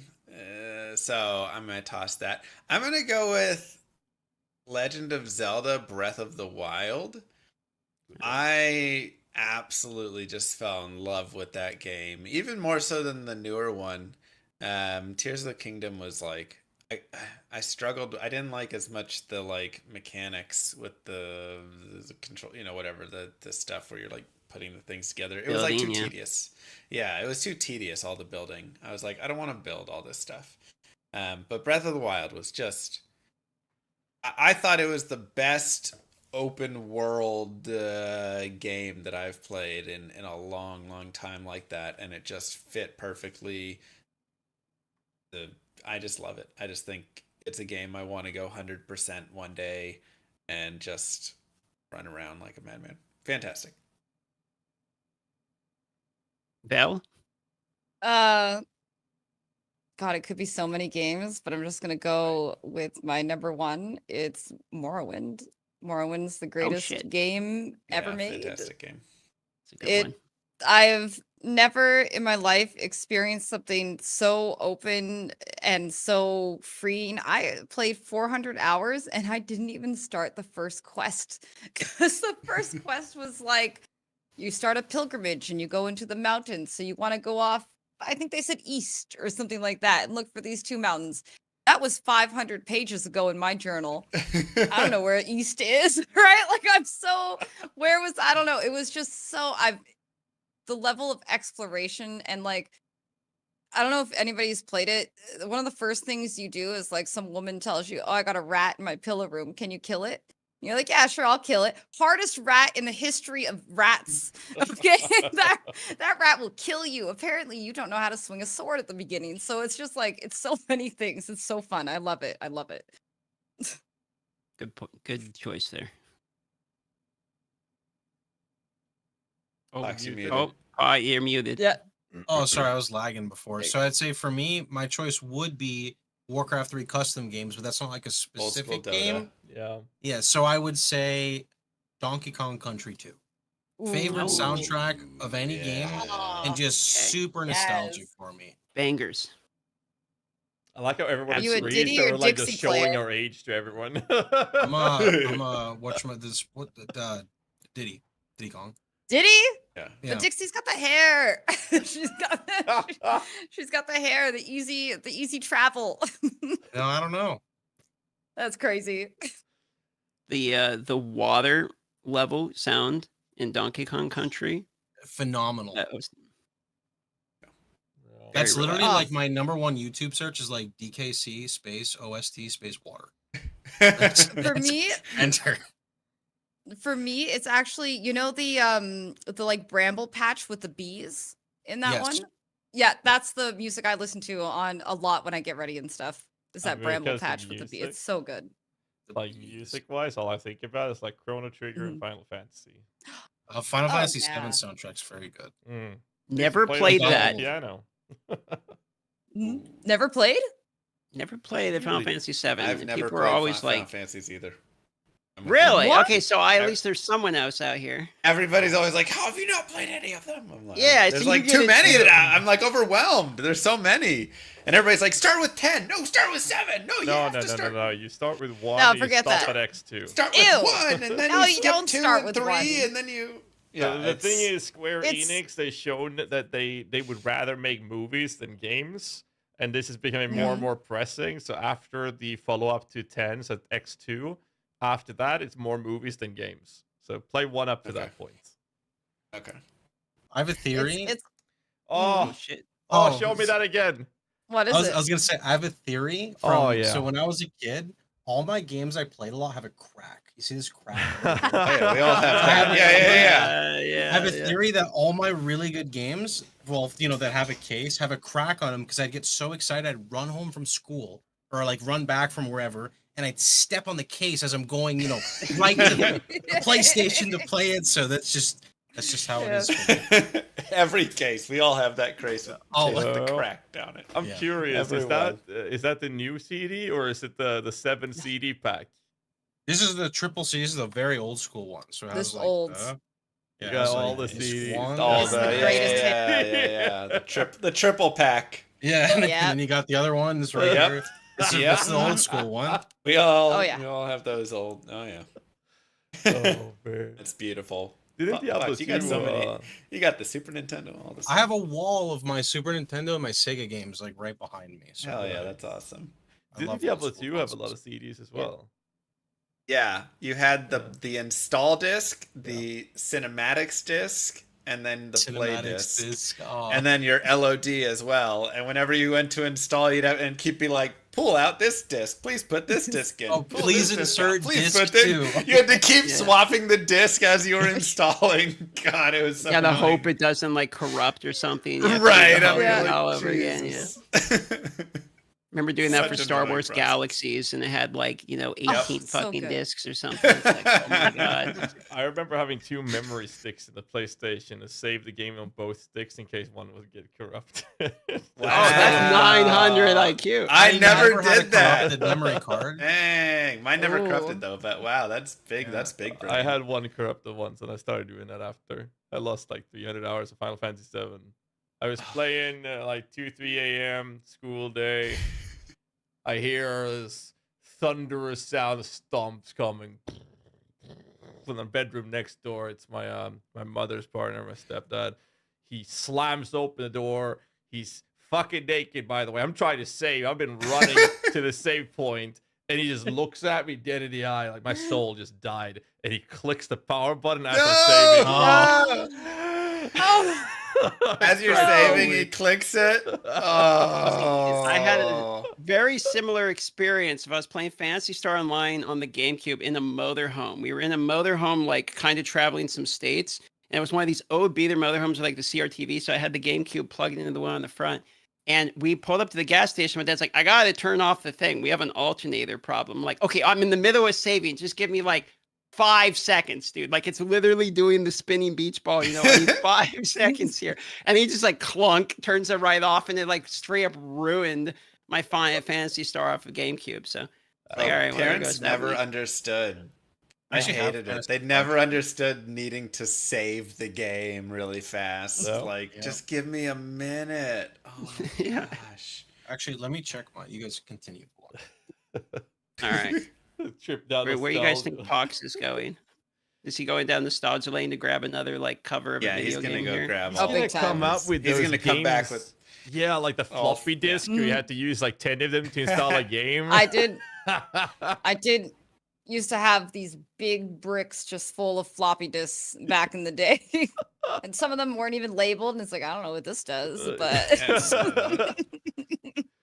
Is it a floppy yeah. disk box? No, so this one's kind of fucked up because I got it later, but this is what DM played. I'm pretty sure Fantasy Star That's Online. literally I played that a exactly. lot. But I got scammed because I went to rebuy this, and they gave me disc number 3, which is a card game. It's not, and when I was a kid, I didn't know that. So I was like, "What do you mean?" I thought you like walk around and you hit stuff. No, it's like a card version. The third one. I was so I was fun. a kid and I wanted to play the version that I bought. You know, like, Yeah, that's fair. I mean, understandable. Yeah. No, I also, man, I forgot all the old classics like Gauntlet, Dark Legends. And, I mean, that's man. Jesus, Gauntlet. Dark Legacy, not Legend. When I think Legend. Dark Legacy, yeah. Legacy. Gauntlet Legends, Dark Legacy, so freaking sick. What a that game. got me like PlayStation. That got me thinking of Titan Quest. I played that on PlayStation 2, I believe. And the Titan Quest It's coming out again. It's coming out. They're doing they're another one. remastering it, right? Yeah, I'm so excited. Yeah, me too. Cool. Are they doing Titan Quest 2? Is it a new one? Titan Quest 2. It's a new one, right? It's a new one. Yeah, that's yeah. right. So I played Titan Quest on the PlayStation, but that was 15 years ago. So I'm super excited for that. So, back on the ARPG trend, but yeah, it's going to be fun to see Titan Quest. Yeah. Good trip. Gauntlet also had, that was the arcade game too, right? You could play like Gauntlet Legends was the one you go to the barcade and. Yeah. That's the one where you hear Blue Wizard. Food early. Oh, I love it. That one. Love that. Yeah, and there's all sorts of stuff with it. But yeah, it's the one you play in the arcade, but also they have it on N64, on PlayStation, GameCube, on whatever, right? Funny story, on PlayStation 2, if you get a power-up, you have to use it. On GameCube, because there's more controls on the controller, you could save it and go back to your default attack. Anyway. Really? Yeah, I didn't know that as a kid. I had no idea. I was like, why does it keep using the hammer right away? Yeah. Hang on to that knowledge. Just uses it immediately too. One day you're going to win at some random trivia game. It's going to come up in a bar someday, and they're going to be like, ask that exact question. 100% ready. All right, boys. Well, I guess that's probably about time. So I won't take all your day here. So we've been going for about an hour and 45 minutes. So thanks all coming to the podcast. We'll have a link down below in GHAZZY's video YouTube description for a link to everyone's channel, as well as to Llama RPG Farm to Fable. Nice. Correct? I Yes. got the whole. All right. Did it. Nailed it. I'll check my PayPal. All right. Any last closing comments? Anyone got anything to say at the end here? Last things you want to talk about or anything before we close it on D4 bad, D4 dog shit. Sorry. Oh, no. I want to say D4 mid good. Between D4 mid and good. It's probably good. I got a counterweight here. All right. D4 mid. Sorry. Thanks for We coming, have a everybody. good, we have a dog shit, and we have a mid. So we got all the field covered here. Sorry. Yeah. Thanks for coming out, everybody. And yeah. See you guys later. Bye. All right, GG. We did it. GG. Like I'm trying not to shit on the game because I actually enjoyed season 4. I don't mind criticizing, right? I feel like I criticize a lot, but like I actually had fun for 2 weeks, so I guess I'm satisfied for now. I only said it because I barely played it at all, so I'm able to. Right? I have no experience in it, so technically I could just be lying. Good rage bait, right? Exactly. It's not us that has to deal with it. It's GHAZZY's video that's gonna have to deal with all the comments. So. Exactly. This is GHAZZY's problem. You know now, what? So Yeah, exactly. A lot of people are gonna be like, "I can't believe she said that." Oh, I'm gonna, and you're gonna get so many little comments. It's gonna be great. the little comments on it. It's great. Who is she? I hate her. All right, so now in the now that we're done with the podcast, the next topics are politics, religion, every possible controversial latest drama. Let's do this. You guys ready? Politics, religion. All right, So, I'll see you guys tomorrow. How do you guys feel about Jerusalem? Oh boy, right into it. It is Yays, nays. dad o'clock. So I'm gonna go take care of my baby. I'll let you guys And talk that's how about you your empty out of the room, Jerusalem ladies and gentlemen. The call is now over. Christianity and Trump. So you guys enjoy that, and I'm gonna go. Thank you guys so much for having me. Thanks for having us. All right. guys. Yep, Bye it's a lot bye, of fun. everybody. Have a good See one. you guys. Peace. All right. There we go.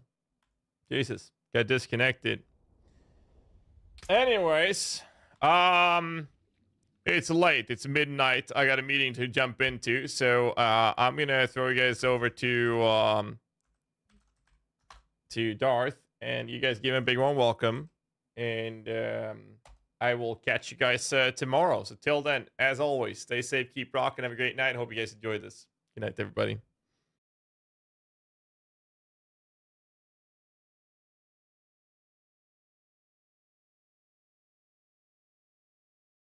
Chilling on the couch. Must be nice, animal.